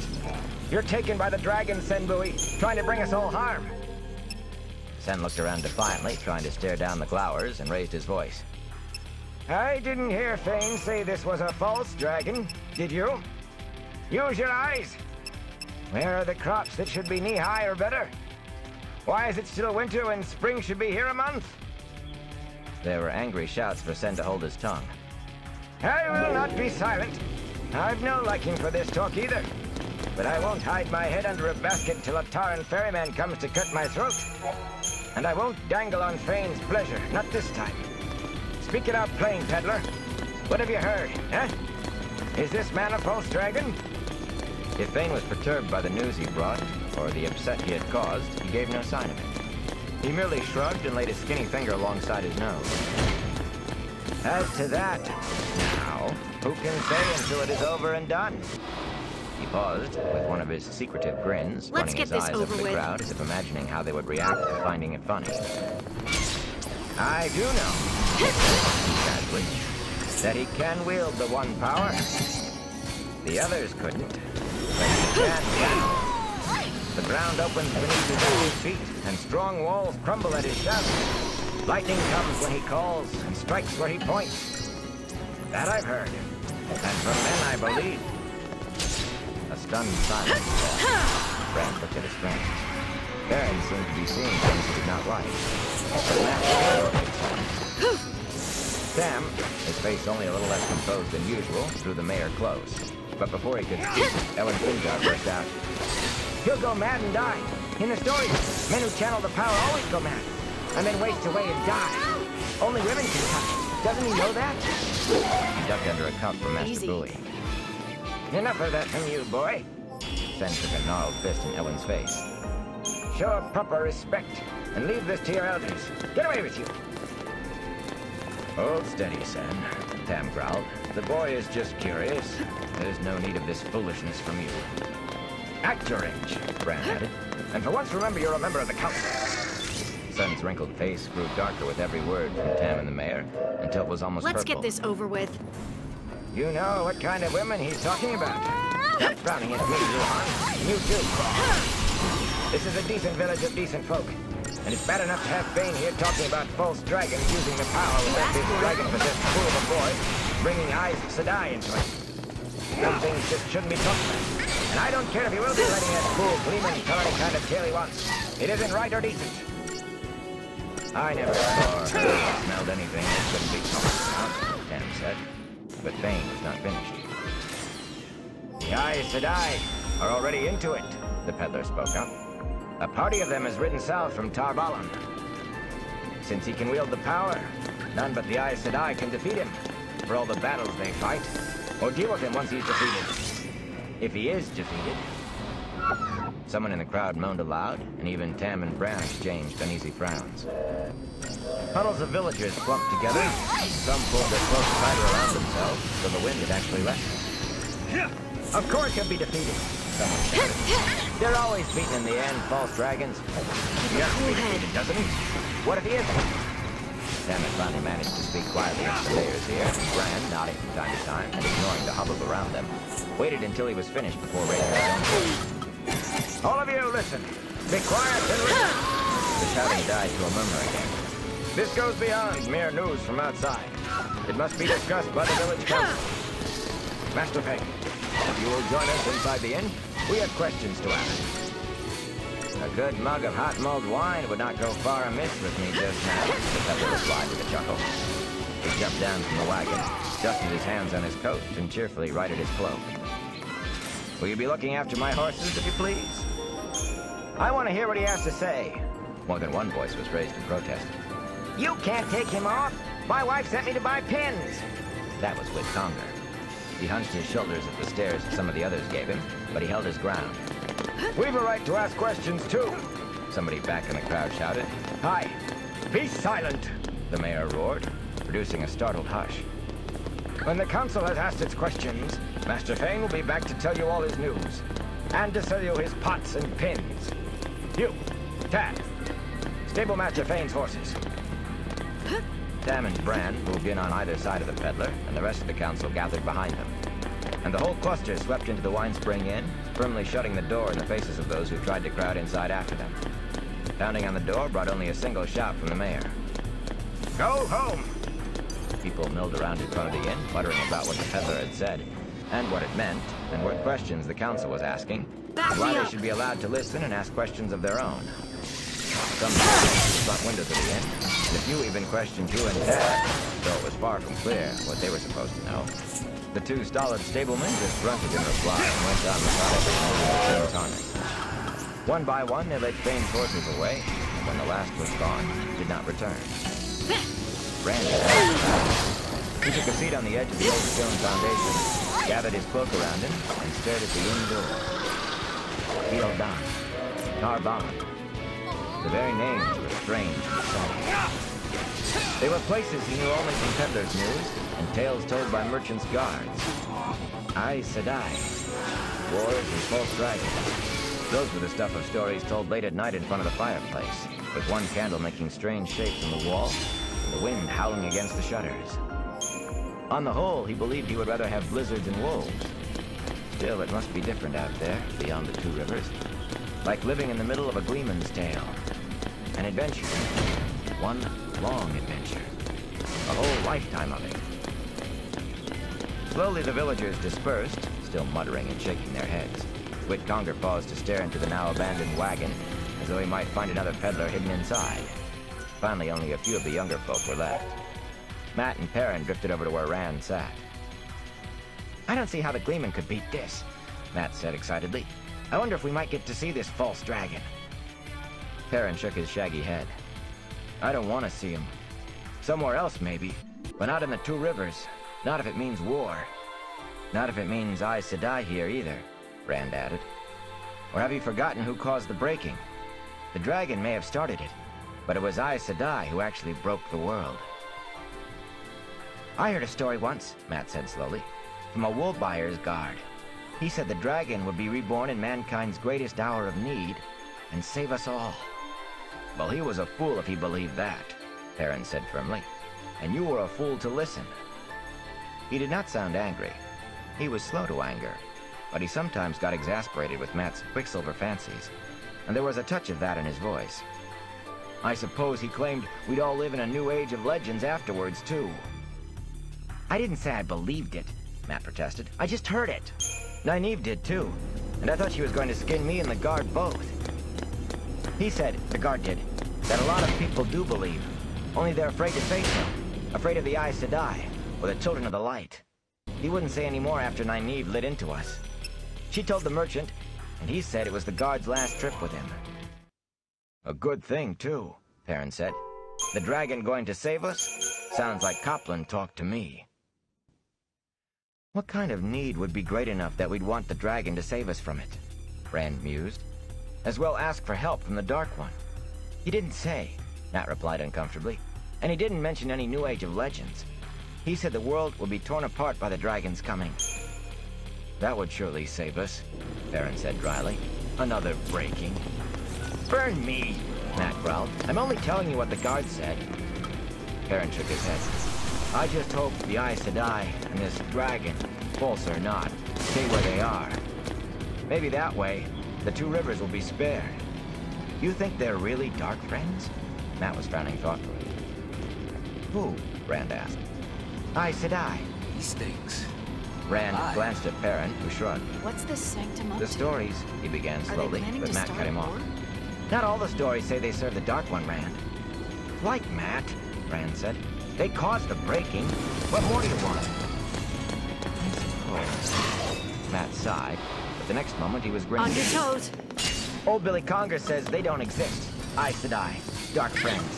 Says they're just stories. He says he doesn't believe in the Dark One either. Perrin snorted. Scotland talk from a Conger. What else can you expect? Oh, Billy named the Dark One. I'll bet you didn't know that. Right, Rand breathed. Matt's grin broadened. It was last spring, just before the cutworm got into his fields and nobody else. But before everybody in his house came down with yellow eye fever. I heard him do it. He still says he doesn't believe it. But whenever I ask him to name the Dark One now, he throws something at me. You're just stupid enough to do that, aren't you, Maxim Coffin? Nynaeve Almira stepped into their hut, the dark braid pulled over her shoulder, almost bristling with anger. Rand scrambled to his feet. Slender and barely taller than Matt's shoulder, at the moment the wisdom seemed taller than any of them. And it did not matter that she was young and pretty. I suspected something you wrote about Billy Conger at the time, but I thought you at least had more sense than to try taunting him into such a thing. You may be old enough to be married, Maxim Coffin, but in truth, you shouldn't be off your mother's apron strings. The next day, you'll be naming the Dark One yourself. No, wisdom, Matt protested, looking as if he would rather be anywhere else than there. It was old Bill. I mean, Master Conger, not me. Blood and ashes, Watch your tongue, Matrim. Rand stood up straighter, though her glare was not directed at him. Perrin looked equally abashed. Later, one or another of them would almost certainly complain about being scolded by a woman not all that much older than themselves. New Someone strategy. always did after one of Nynaeve's scoldings, never in her hearing. But the gap in ages always seemed more than wide when face to face with her, especially if she was angry. The stick in her hand was thick at one end, the slender stick at the other. She was liable to give a flail to anybody who thought was acting a fool. Head or hands or legs. No matter their age or position. The wisdom so held his attention that at first Rand failed to see she was not alone. When he realized his mistake, he began to think about leaving no matter what Nynaeve would say or do later. Egwene stood a few paces from the wisdom, watching intently. Of a height with Nynaeve, same dark coloring, she could at that moment have been a reflection of Nynaeve's mood. Arms crossed beneath her breasts, mouth tight with disapproval. The hood of her soft gray cloak shaded her face, and her big brown eyes held no laughter now. If there was any fairness, he thought that being 2 years older than her should give him some advantage, but that was not the way of it. At the best of times, he was never very nimble with his tongue when talking to any of the village girls, not like Perrin. But whenever Egwene gave him that intent look, with her eyes as wide as they would go, as if every last ounce of her attention was on him, he just could not seem to make the words go where he wanted. Perhaps he could get away as soon as Nynaeve finished. But he knew he would not, even if he did not understand why. If you were done staring like a moonstruck lamb, Rand al'Thor, Nynaeve said, perhaps you can tell me why you were talking about something even you three great bull calves ought to have sense enough to keep out of your mouths. Rand gave a start At least we and pulled his shouldn't eyes run away into from Egwene. SciComm here. She had grown a disconcerting smile when the wisdom began speaking. Nynaeve's voice was tart, but she had the beginnings of a knowing smile on her face too, until Matt laughed aloud. The wisdom's smile vanished, and the look she gave Matt cut his laughter off in a strangled croak. Well, Rand? Nynaeve said. Out of the corner of his eye, he saw Egwene still smiling. Why should you think it's so funny? It was natural enough to talk of it, Wisdom, he said hurriedly. The peddler, Hadan Fane, Master Fane, brought news of a false dragon in Ghealdan, and a war, and the Aes Sedai. The council thought it was important enough to talk to him. What else would we be talking about? Nynaeve shook her head. So that's why the peddler's wagon stands abandoned. I heard people rushing to meet it, but I couldn't leave Mistress Aielin till her fever broke. The council is questioning the peddler about what's happening in Ghealdan, are they? If I know them, they are asking all the wrong questions, and none of the right ones. It will take the women's That's circle how to it's find done. out anything useful. Settling her cloak firmly on her shoulders, she disappeared into the inn. Egwene did not follow the wisdom. As the inn door closed behind Nynaeve, the younger woman came to stand in front of Rand. The frowns were gone from her face, but her unblinking stare made him uneasy. He looked to his friends, but they moved away, grinning broadly as they abandoned him. You shouldn't let Matt get you mixed up in his foolishness, Rand, Egwene said, as solemn as a wisdom herself. Then abruptly she giggled. You know what to You do. look like that since Zenbui caught you and Matt up in his apple trees when you were He shifted his feet and danced with his friend. They stood not far away, Matt gesturing excitedly as he talked. Will you dance with me tomorrow? Not what he had meant to say. He did want to dance with her, but at the same time he wanted nothing so little as the uncomfortable way he would feel while he was with her. The way he felt right then. Target's a target. The corners of her mouth quirked up in a small smile. In the afternoon, she said. I will be busy in the morning. From the others came Perrin's exclamation. A gleeman! Egwene turned toward them, but Rand put a hand on her arm. Busy? How? Despite the chill, she pushed back the hood of her cloak and with apparent casualness, pulled her hair forward over her shoulder. The last time he had seen her, her hair had hung in dark waves below her shoulders, with only a red ribbon keeping it back from her face. Now it was worked into a long braid. He stared at that braid as if it were a viper, then stole a glance at the spring pole, standing alone on the green now, ready for tomorrow. In the morning, unmarried women of marriageable age would dance the pole. He swallowed hard. Somehow, it had never occurred to him that she would reach marriageable age at the same time that he did. Just because someone is old enough to marry, he muttered, doesn't mean they should. Not right away. Of course not. Or ever, for that matter. Rand blinked. Ever? A wisdom almost never marries. Nynaeve has been teaching me, you know. She says I have a talent, that I can learn to listen to the wind. Nynaeve says not all wisdoms can, even if they say they do. Wisdom, he hooted. He failed to notice the dangerous glint in her eye. Nynaeve will be wisdom here for another 50 years at least. Probably more. Are you going to spend the rest of your life as her apprentice? There are other villages, she replied heatedly. Nynaeve says the villages north of Tarn always choose a wisdom from away. They think it stops her from having favorites among the village folk. His amusement melted as fast as it had come.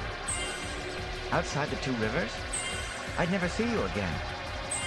And you wouldn't like that? You have not given any sign lately that you'd care one way or another. No one ever leaves the two rivers, he went on. Maybe somebody from Tarn Ferry, but they're all strange anyway. Hardly like Two Rivers folk at all. Egwene gave an exasperated sigh. Well, maybe I'm strange too. Maybe I want to see some of the places I hear about in the stories. Have you ever thought of that? Of course I have.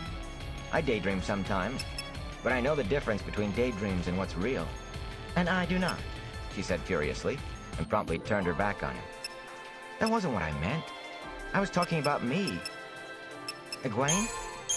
She jerked her cloak around her, a wall to shut him off, and stiffly walked a few paces away. He rubbed his head in frustration. How to explain? This was not the first time she had squeezed meanings from his words that he never knew were in them. In her present mood, a misstep would only make matters worse, and he was fairly sure that nearly anything he said would be a misstep. Matt and Perrin came back then. Egwene ignored their coming. They looked at her hesitantly, then crowded close to Rand. Moraine gave Perrin a coin too, Matt said. Just like ours. He paused before adding. And he saw the rider. Where? Rand demanded. When? Did anybody else see him? Did you tell anyone? Perrin raised broad hands in a slowing gesture. One question at a time. I saw him on the edge of the village, watching the smithy. Just at twilight yesterday. Gave me the shivers, he did. I told Master Luhan, only nobody was there when he looked. He said I was seeing shadows, but he carried his biggest hammer around with him while we were banking the forge fire and putting the tools up. He's never done that before. So he believed you, Rand said, but Perrin shrugged. I don't know. I asked him why he was carrying the hammer, if all I saw was shadows, and he said something about wolves getting bold enough to come into the village. Maybe he thought that's what I saw. But he ought to know I can tell the difference between a wolf and a man on horseback, even at dusk. I know what I saw, and nobody is going to make me believe different. I believe you, Rand said. Remember, I saw him too. Perrin gave a satisfied grunt, as if he had not been sure of that. "What are you talking about?" Egwene demanded suddenly. Rand suddenly wished he had spoken more quietly. He would have, if he had realized she was listening. Mat and Perrin, grinning like fools, fell all over themselves telling her of their encounters with the black-cloaked rider. But Rand kept silent. He was sure he knew what she would say when they were done. "Nynaeve was right," Egwene announced to the sky when the two youths fell silent. "None of you is ready to be off bleeding strings. People do ride horses, you know. That doesn't make them monsters out of a gleeman's tail." Rand nodded to himself. It was just as he thought. She rounded on him. "And you've been spreading these tales. Sometimes with no sense, Randolph Bohr. The winter has been frightening enough without you going about spreading your children." "I haven't spread anything, but I saw what I saw, and it was no farmer out looking for a stray cow." Egwene drew a deep breath and opened her mouth. But whatever she had been going to say vanished as the door of the inn opened, and a man That's with how it's shaggy done. white hair came hurrying out as if pursued. Chapter 4. The Gleeman. The door of the inn banged shut behind the white-haired man, and he spun around to glare at it. Lean, he would have been tall if not for a stoop to his shoulders, but he moved in a spry fashion that belied his apparent age. His cloak seemed a mass of patches, Nothing I can't odd handle. shapes and sizes, fluttering with every breath of air, patches in 100 colors. It was really quite thick, despite what Master Olivier had said, but the patches made it shown on like decorations. "A gleeman," Egwene whispered excitedly. The white-haired man whirled, cloak flaring. His long coat had odd baggy sleeves and big buttons. Thick mustaches, as snowy as the hair on his head, quivered around his mouth, and his face was gnarled like a tree that had seen hard times. He gestured imperiously at Rand and the others with a long-stemmed pipe, ornately carved, that trailed a wisp of smoke. Blue eyes peered out from under bushy white brows, drilling into whatever he looked at. Rand stared at the man's eyes almost as much as at the rest of them. Everybody in the Two Rivers had dark eyes, and so did most of the merchants, and their guards, and everyone else he had ever seen. The Congers and the Coplans made fun of him for his gray eyes, Easy. until the day he finally punched Ewell Coplin in the nose. The wisdom had surely gotten onto him for that. He wondered if there was a place where nobody had dark eyes. Maybe land comes from there, too.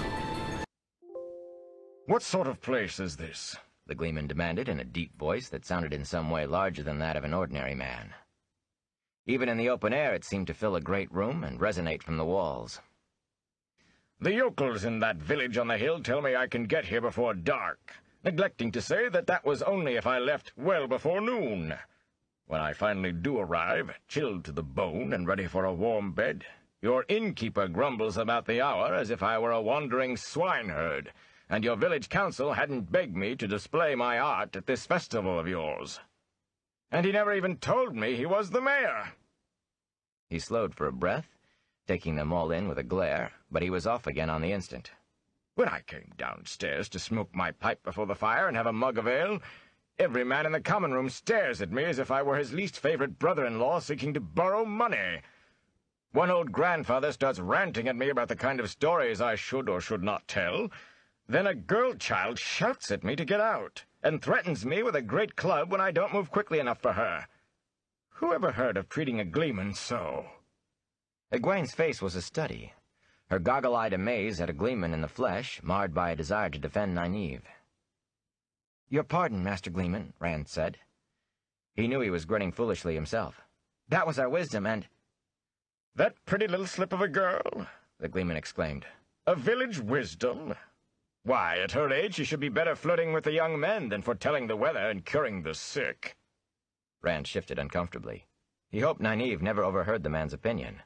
At least, not until he had done with his performing. Perrin winced at the Gleeman's words, and Mat whistled soundlessly, as if both had had the same thought as he had. "The men were the village council," Rand went on. "I'm sure they intended no discourtesy. You see, we just learned there's a war in Gildan, and a man claiming to be the dragon reborn. A false dragon. Aes Sedai are riding there from Tar Valon.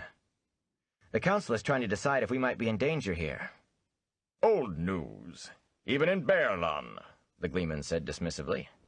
"And that is the last place in the world to hear anything. He paused, looking around the village, and dryly added, Almost the last place. Then his eyes fell on the wagon in front of the inn, standing alone now, with its shafts on the ground. So, I thought I recognized Pardon Fane in there. His voice was still deep, but the resonance had gone, replaced by scorn. Fane was always one to carry bad news quickly, and the worse, the faster. There's more raven in him than man. Master Fane has come often to Emond's Field, Master Gleeman, Egwene said, a hint of disapproval finally breaking through her delight. He is always full of laughter, and he brings much more good news than bad.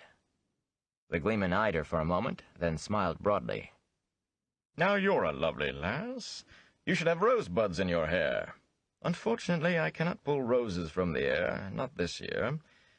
But how would you like to stand beside me tomorrow for a part of my performance? Hand me my flute when I want it, and certain other apparatus.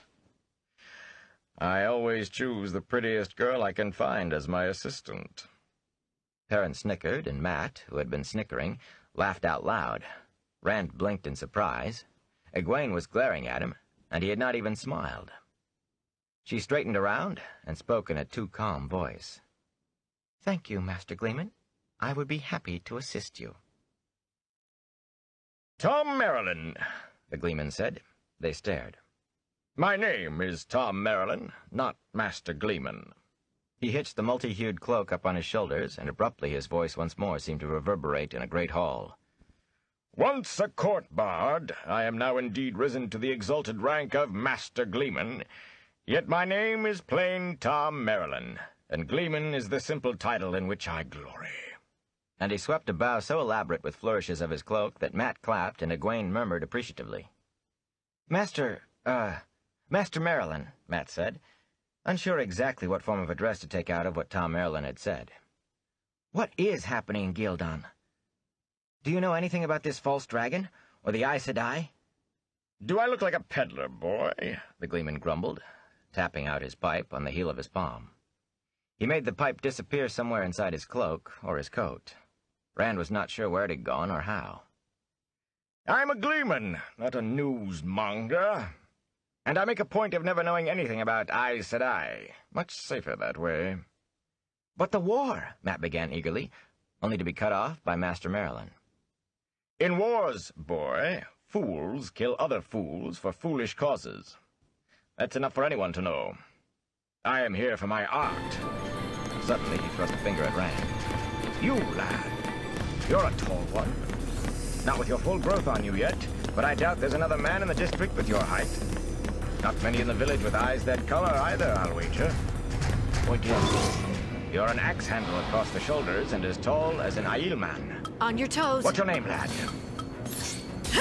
Rand gave it hesitantly, not sure whether or not the man was making fun of him. But the Gleeman had already turned his attention to Perrin. And you have almost the size of an ogier. Close enough. How are you called? Not unless I stand on my own shoulders, Perrin laughed. I'm afraid Rand and I are just ordinary folk, Master Merrilin. Not made-up creatures from your stories. I'm Perrin Aybara. Tom Merrilin tugged at one of his mustaches. Well, made-up creatures from my stories. Is that what they are? That's why you traveled then. Rand kept his mouth shut, certainly with the butt of a joke now, but Perrin spoke up. We've all been as far as Watch Hill and Devon Line. Not many around here have gone as far. He was not boastful. Perrin seldom did. He was just telling the truth. We've all seen a Maya, too, Matt added. And he did sound boastful. That's the swamp at the far end of the waterfront. Nobody at all goes there. It's full of quicksand and the bogs. Except us. And nobody goes to the mountains of mist either. But we did once. To the foot of them, anyway. As far as I know, the Gleeman murmured, brushing at his mustache as not continue. Rand thought he was hiding a smile when he saw that Perrin was frowning. It's bad luck to enter the mountains, Rand said, as if he had defended himself no further. Everybody knows that. That's just foolishness, Mackin Coffin, Egwene cut in angrily. Nynaeve says...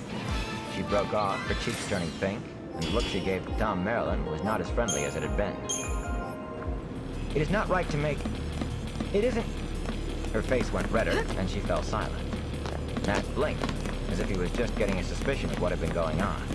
You're right, child, The Gleeman said contritely. I apologize humbly. I am here to entertain. My tongue has always gotten me into trouble. Maybe we haven't traveled as far as you, Perrin said flatly. But what does how tall Rand is have to do with anything? Just this, lad. A little later I will let you try to pick me up, but you won't be able to lift my feet from the ground. No Not holding you, back. nor your tall friend there, Rand Citizen, nor any other man. Now what do you think of that? Perrin started to laugh. I think I can lift you right now. But when he stepped forward, Tom Marilyn motioned him back. Later, lad, later. When there are more folk to watch. An artist needs an artist. A score of folks gathered on the green as the Gleeman appeared from the inn. Young men and women, down to children, each wide-eyed and silent from behind the overhang. All looked as if they were waiting for miraculous things to happen. The white-haired man looked them over. He appeared to be counting them, then gave a slight shake of his head and sighed. I suppose I'd better give you a small sample, so you can run tell the others, eh? Just a taste of what you'll see tomorrow at your festival. He took a step back and suddenly leaped into the air, twisting and somersaulting to land facing them atop the old stone foundation. More than that, 3 balls, red, white, and black, began dancing between his hands even as he landed. A soft sound came from the watchers, half astonishment, half satisfaction. Even Rand forgot his irritation. He flashed Egwene a grin and got a delighted one in return. Then both turned to stare unabashedly at the Gleeman. You want stories? Tom Marilyn declaimed. I have stories and I'll give them to you. I'll make them come alive before your eyes. A blue ball joined the others from somewhere, then a green one and a yellow. Tales of great wars and great heroes for the men and boys. For the women and girls, the entire Aptaragine cycle. Tales of Artur Pendrag, Tonbrial, Artur Hawkwing, Artur the High King, who once ruled all the lands from the Aiel Waste to the Arith Ocean, and even beyond. Wondrous stories of strange people and strange lands, of the Green Man, of Warders and Trollocs, of Ogier and Aiel, the thousand tales of Anna, the wise counselor, Jane, the giant slayer, how Susa named Jain Park, My turn. Mara. Target's a target. Tell us about Len, Egwene called. How he flew the moon in the belly of an eagle made of fire. Target's a target. Tell about his daughter, Salya, walking among the stars. Rand looked at her out of the corner of his eye, but she seemed intent on the Gleeman. She had never liked stories about adventures and long journeys. Her favorites were always the funny ones, or stories about women outwitting people who were supposed to be smarter than everyone else. He was sure she had asked for tales about Len and Salya to put a burr under his shirt. Surely she could see the world outside was no place for 2 rivers folk. Listening to tales of adventures, even dreaming about them was one thing. Having them take place around you would be something else again. Old stories, those, Tom Marilyn said, and abruptly he We was can juggling win if 3 we colored stay balls in his focused. hand. stories from the age before the age of legends, some. Perhaps even older. But I have old stories, mind you, of ages that were and will be. Ages when men ruled the heavens and the stars, and ages when man roamed as brother to the animals. Ages of wonder and ages of horror. Ages ended by fire raining from the sky, and ages doomed by snow and ice covering land and sea. I have old stories, and I will tell old stories. Tales of Mosk the Giant with his lance of fire that could reach around the world, and his warriors with Orna, the queen of all. Tales of Mataris, the healer, mother of the wondrous Ind. The balls now danced between Tom's hands in 2 intertwining circles. His voice was almost a chant. He turned slowly as he spoke, as if surveying the onlookers to gauge the effect. I will tell you of the end of the age of legends, of the dragon, and his attempt to free the Dark One into the world of men. I will tell of the time of madness, when Aes Sedai shattered the world. Of the Trolloc Wars, when men battled Trollocs for rule of the earth. Of the War of the 100 Years, when men battled men, and the nations of our day were wrought. I will tell the adventures of men and women, rich and poor, great and small, proud and humble. The siege of the Pillars of the Sky. How Goodwife Carol cured her husband of snoring. How Jared and the fall of the House of... Abruptly the flow of words and the juggling alike stopped. Tom simply snatched the balls from the air and stopped talking. Unnoticed by Rand, Moraine had joined the listeners. Lan was at her shoulder, though he had to look twice to see the man. For a moment, Tom looked at Moraine sideways, his face and body still except for making the balls disappear into his capacious coat sleeves. Then he bowed to her, holding his cloak wide. Your pardon, but you are surely not from this district. Lady, Eowyn hissed fiercely. The Lady Moraine. Tom blinked, then bowed again, more deeply. On your toes. Your pardon again. Lady? I meant no disrespect. Moraine made a small waving away gesture. I was perceived, Master Bard. And my name is simply Moraine. I am indeed a stranger here, a traveler like yourself, far from home and alone. The world can be a dangerous place for a stranger. The Lady Moraine collects stories, Eowyn put in. Stories about things that happen in the Two Rivers. Though I don't know whatever happened here to make a story out of it.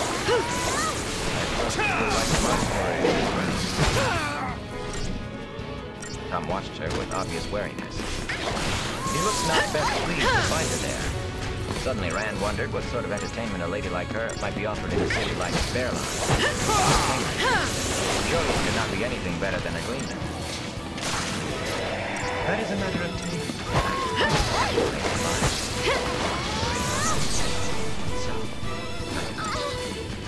Tom's bow was his deepest yet, bending his long body parallel to the ground. I estimate none of my stories need as cheap. All will ease and entertain. Do me too much honor. I am a simple gleeman. That and nothing more. Moraine answered his bow with a gracious nod. For an instant, it seemed even more the Lady Eowyn had named her, accepting an offering from one of her subjects. Then she turned away, and Lan followed, a wolf heeling and gliding along. Tom stared after them, bushy brows drawn down, stroking his long mustaches with a knuckle, until they were halfway up the green. He's not pleased at all, Rand thought. Are you going to take us some more now? Eowyn demanded. Eat fire, Nat shouted. I want to see you eat fire. The harp, a voice cried from the crowd. Play the harp. Someone else called to the flute. At that moment, the door of the inn opened, and the village council trundled out, Nynaeve in their midst. Padan Fain was not with them, as he saw. Apparently, the peddler had decided to remain in the warm common room with his small wine. Muttering about Strong brandy. Tom Merlin abruptly jumped down from the old foundation. He ignored the cries of those who had been watching him, pressing inside past the counselors before they were well out of the doorway. Is he supposed to be a gleeman or a king? Said Louis. You asked for it.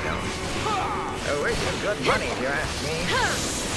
Thanks. Colonel Beer half turned after the gleeman, then shook his head. That man may be more trouble than he thought. Thank you. Nynaeve stood gathering her cloak around her, sniffed loudly. Worry about the gleeman if you want, Brandel Winaldir. At least he is in Emond's Field, which is more than you can say for this false dragon. But as long as you are worrying, there are others here who should excite your worry. If you please, Mr. Brand said stiffly, kindly leave who should worry me to my deciding. Mrs. Moraine and Master Lan are guests in my inn, and decent, respectable folks, so I say. Neither of them has called me a fool in front of the whole council. Neither of them has told the council hasn't a full set of wits among them. It seems my estimate was too high by half, Nynaeve retorted. She strode away without a backward glance, leaving Bran's jaw working as he searched for a reply. Egwene looked at Brand as if she were going to speak, then darted after the wisdom instead. Brand knew there must be some way to stop her from leaving the Two Rivers. The only way he could think of was not one he was prepared to take, even if she was willing. And she had as much said she was not willing at all, which made him feel even worse. That young woman wants her husband, Louis growled, bouncing on his toes. His face was purple, getting darker. Black rubber and length. We're the village council. That boy's raking her yard. And the mayor breathed heavily through his nose, and suddenly rounded on the old fashioned. Be quiet, Sam. Stop acting like a black-veiled Aiel. The skinny man froze in his toes in astonishment. The mayor never let his temper get the best of him. Brand glared. Burn me, but we have better things to be about than this foolishness. Or do you intend to prove Nynaeve right? With that, he stumped back into the inn and slammed the door behind him. The council members glanced at Sen, then moved off in their separate directions. All but Harald Luhan, who accompanied the stony-visaged Thatcher, talking quietly. The blacksmith was the only one who could ever get sent to see Reason. Rand went to meet his father, and his friends trailed after him. "I've never seen Master Aldir so mad," was the first thing Rand said, getting a disgusted look from men. "The mayor and the wisdom agree," said, "and they agree less than usual today. That's all. It's the same in every village." "What about the false dragon?" Matt asked. Perrin added eager murmurs. "What about the Aes Sedai?" And shook his head slowly. Master Fane knew little more than he had been told. At least little of interest to us. Battles won or lost, cities taken and retaken. All in Gil'Adan, thanks to light. It hasn't spread not the last Master Fane knew. "Battles interest me," Matt said, and Perrin added, "What did he say about them?" "Battles don't interest me, Matrim. But I'm sure you'll be glad to tell you all about them later. What does interest me is that we shouldn't have to worry about them here, as far as the Council can tell. We can see no reason for Aes Sedai to come here on their way south. As for the return journey, they aren't likely to want to cross the Forest of Shadows and swim the White River." Rand and the others chuckled at the idea. There were 3 reasons why no one came into the 2 rivers except from the north, by the way of Tarn Ferry. The Mountains of Mist in the west were the first, of course, and the mire blocked the east just as effectively. To the south was the White River, which got its name from the way rocks and boulders churned its swift waters to froth. Beyond the White lay the Forest of Shadows. Few 2 Rivers folk had ever crossed the White, and fewer still returned if they did. It was generally agreed, though, that the Forest of Shadows stretched south for 100 miles or more, without a road or a village, but with plenty of wolves and bears. "So that's an end to it for us," Matt said. He sounded at least a little disappointed. "Not quite," Tam said. "Day after tomorrow we will send men to Devon Ride and Watch Hill and Tarn Ferry too, to arrange for a watch to be kept. Riders along the White and the Tarn both, and patrols between. It should be done today, but only the mayor agrees with me. The rest can't see asking anyone to spend Beltane off riding across the 2 rivers." "But I thought you said we didn't have to worry," Perrin said. Tam shook his head. "I said should not, boy. Not did not. I've seen men die because they were sure that what should not happen would not. Besides, the fighting will stir up all sorts of people. Most will just be trying to find safety. But others will be looking for a way to profit from the confusion. We'll offer any of the first a helping hand. But we must be ready to send the second type on their way." Abruptly, Matt spoke up. "Can we be part of it? I want to anyway. You know I can ride as well as anyone in the village." "You want a few weeks of cold, boredom, and sleeping rough?" Sam chuckled. "Likely that's all there will be to it." "I hope that's all. Well, we're out of the way even for refugees. But you can speak to Master Aldir if your mind is made up. Rand, it's time for us to be getting back to the farm." Rand blinked in surprise. "I thought we were staying for winter night."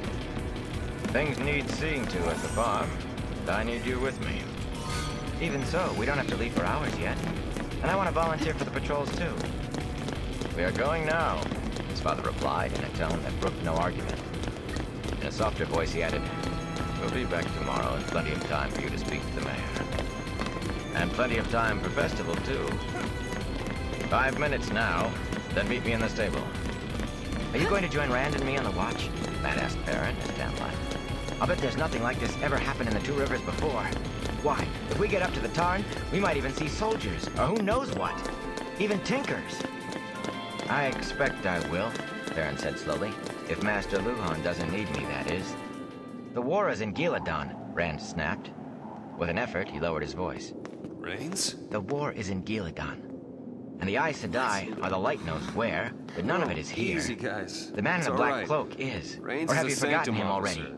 He's been The others helping us exchanged out. embarrassed looks. Why are you here? Sorry, Rand, Matt muttered.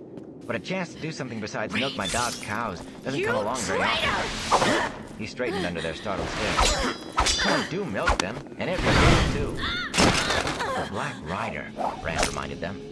What if he hurt I somebody? put you on the path. That Maybe was he's my a refugee focus. from the war, Rand said doubtfully. You're a sea? Whatever he Since is, long that's it. before the we Watch will met. find him.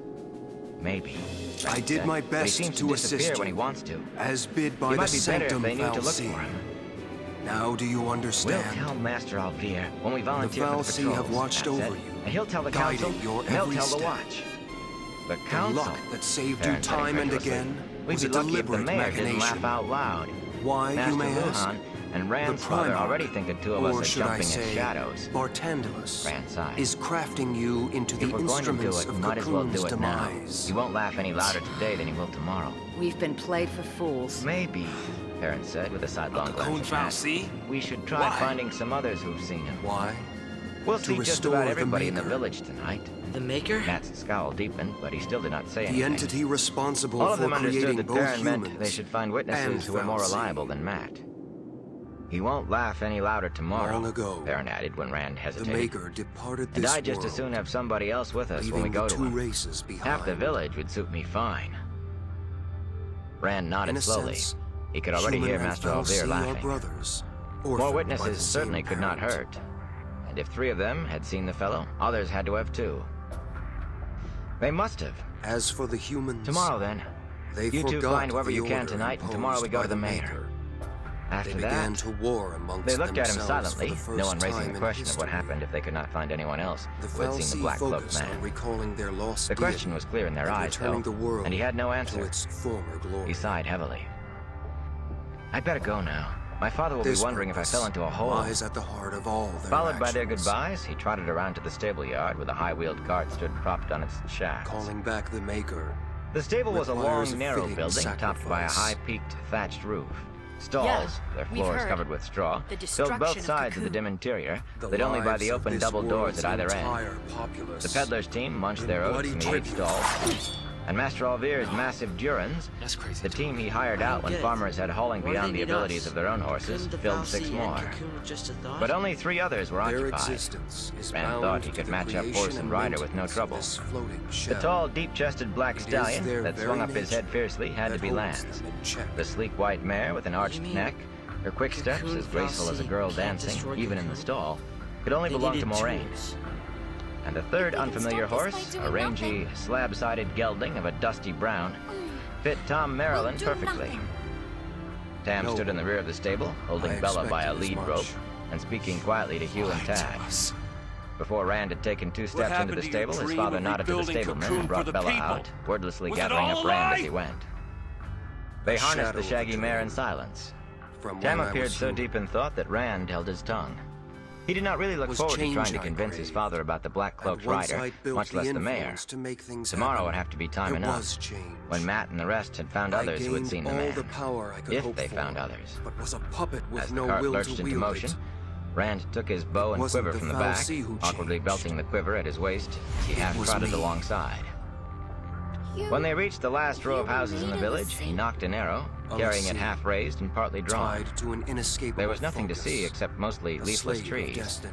but his shoulders tightened. I'd lost The Black hope. Rider could be on them before either of I'd them all knew but it. given up on There might dreams not be of time to freedom. draw the bow if he was not already do you halfway to say? it. He knew he could not I'm keep here up the of my tension own on the accord, bowstring for long. not by He had made Fal'Cie the bow order. himself, and Tam was one of the Seeing few you others in the fight district who could even draw it all the way to the Brought it cheek. all back. He cast around for something to Brought take his back mind that off thinking future about I the Dark once Rider. strove for. Surrounded by the forest, their cloaks I flapping in the wind, it was not Will easy. challenge my fate. Father, he said finally, I don't understand why the council had to question Padan Bane. With an effort, he took his eyes off the woods and looked across Bella at Sam. It seems to me the decision we reached Easy, could have guys. been made right on the spot. The mayor frightened everybody If half I out can of their defeat wits, you here, talking about Aes Fal'Cie Sedai and the plan false will dragon fail. here in the Two Rivers. Brains! I will use People are all funny, my Rand. remaining power. The best of them are. Take Harl Luhan. Master Luhan is I a will strong set you man free! and a brave one. But he can't bear to see butchering done. Turns pale as a sheet. What does that have to do with anything? Everybody knows Master Luhan can't stand the sight of blood. And nobody but the Coplans and the Conquerors thinks anything of it. Just this, lad. People don't always think or behave the way you might believe them would. Odin. Those folk back there. Let the hail beat their crops into the mud and the winds take off every roof in the district, and the wolves kill half their livestock. They'll roll up their sleeves and start from the front. They'll rumble. They won't waste any time with it. But you give them just the thought of Aes Sedai, the false dragon, Gillidan. Soon enough, they'll start thinking that Gillidan is not that far the other side of the Forest of Shadows. And a straight line from Tar Valon to Gillidan wouldn't pass that much to the east. As if the Aes Sedai wouldn't take the road through Camelot and Lugar instead of traveling cross-country. By tomorrow morning, half the village would have been sure the entire war was about to descend on us. It would take weeks to undo. No more words! A fine belt time that would make. So Bran gave them the idea before they could get it for themselves. They've seen the council take the problem under consideration. By now, they'll be hearing what we decided. They chose us for the village council because they trust we can reason things out in the best way for everybody. They trust our opinion. Even sense, which doesn't say much for the rest of us, I suppose. At any rate, they will hear there isn't anything to worry about in their belief. It is not that they couldn't reach the same conclusion, or would not eventually. But this way, we won't have festival ruins, and nobody has to spend weeks worrying about something that isn't likely to happen. If it does, get the patrol on. Well, the patrol will give us enough warning to do what we can. I truly don't think it will come to that, though. Rand puffed out his cheeks. Apparently, being on the council was far more complicated than he had believed. The cart rumbled on along the quarry road. Did anyone besides Baron see this strange riding? That did, but... Rand blinked, then stared across Bella's back at his father. You believe me? I have to go back. I have to tell them. Dan's shout halted him as he turned to run back to the village. Hold, Dad! Hold! Do you think I waited this long to speak for no reason? Reluctantly, Rand kept down beside the cart, still creaking along behind the patient Bella. What made you change your mind? Why can't I tell the others? They'll know soon enough. My will is my own! I'm not sure. Word must have gotten to the farm as best you can. But in another hour, there won't be anyone in Emmonsfield above 16, those who can be responsible about it at least, who doesn't know a stranger is skulking around, likely not the sort who would invite the festival. The winter has been bad enough without this to scare the young. Festival? Rand said. If you had seen him, you wouldn't want him closer than 10 miles. 100, maybe. Perhaps so, Tam said flatly. He could be just a refugee from the troubles in Gillidan. More likely a thief who thinks the pickings will be easier here than in Baerlon, or Taris Ferris. Even so, no one around here has so much they can afford to have it filmed. The man is trying to escape the war. Well, that's still no excuse for scaring him. Once the watch is mounted, it should either find him or frighten him off. I hope it frightens him off. But why do you believe me now, or didn't this morning? I had to believe my own eyes then, lad. My will is my strength! Only young men see this fellow, it seems. When Harald Leon mentioned Perrin jumping down the Will not die of Belsi slain! John Thane told his son saw him too, and so did Samuel Craw's boy, Banner. Don't give up! When four of you say you've seen a thing, and solid last roll. Start thinking maybe it's there, whether we can see it or not. Anyway, that's why we're going home. The Belsi has no Could be up hold for over any me! kind of mischief there. If not the festival, I wouldn't come back tomorrow either. But we can't make ourselves prisoners in our own homes just because this fellow is lurking about. I didn't know about Banner, Francis said. The rest of us are going to the mayor tomorrow. We were worried he wouldn't believe us either. Gray hairs don't mean our brains have curdled, Dan said dryly. You keep a sharp eye. Maybe I'll catch something too, if he shows up again. Thank you. Rand settled down to do just that. Don't give He up! was surprised to realize that his step My felt will light. is my strength! Knots were drawn from his shoulders. He was still scared, but it was not so bad as it had been. Sam and he were seated alone on the quarry road as they had been that morning. Some way, You can do it! the entire village were with them. That others knew and believed made all the difference. There was nothing the Black Horse Horsemen could do that the people of Emmonsfield could not handle together. Chapter 5. Thanks. Winter Night. The Belsi has no The sun hold stood over me! halfway down from its noonday high, but the time the cart reached the farmhouse. It was not a big house, not nearly so large as some of the sprawling farmhouses to the east, dwellings that had grown over the years for an entire family. In the two rivers, that often included 3 or 4 generations under one roof, Just including aunts, like that. uncles, cousins, and nephews. Tam and Rand were considered out of the ordinary as much for being 2 men living alone as for farming in the Westwood. Here, most of the rooms were on one floor, a neat rectangle with no wings or additions. 2 bedrooms and an attic storeroom fitted up under the steeply sloped thatch. If the whitewash was all but gone from the stout wooden walls after the winter storms, the house was still in a tidy state of repair, the thatch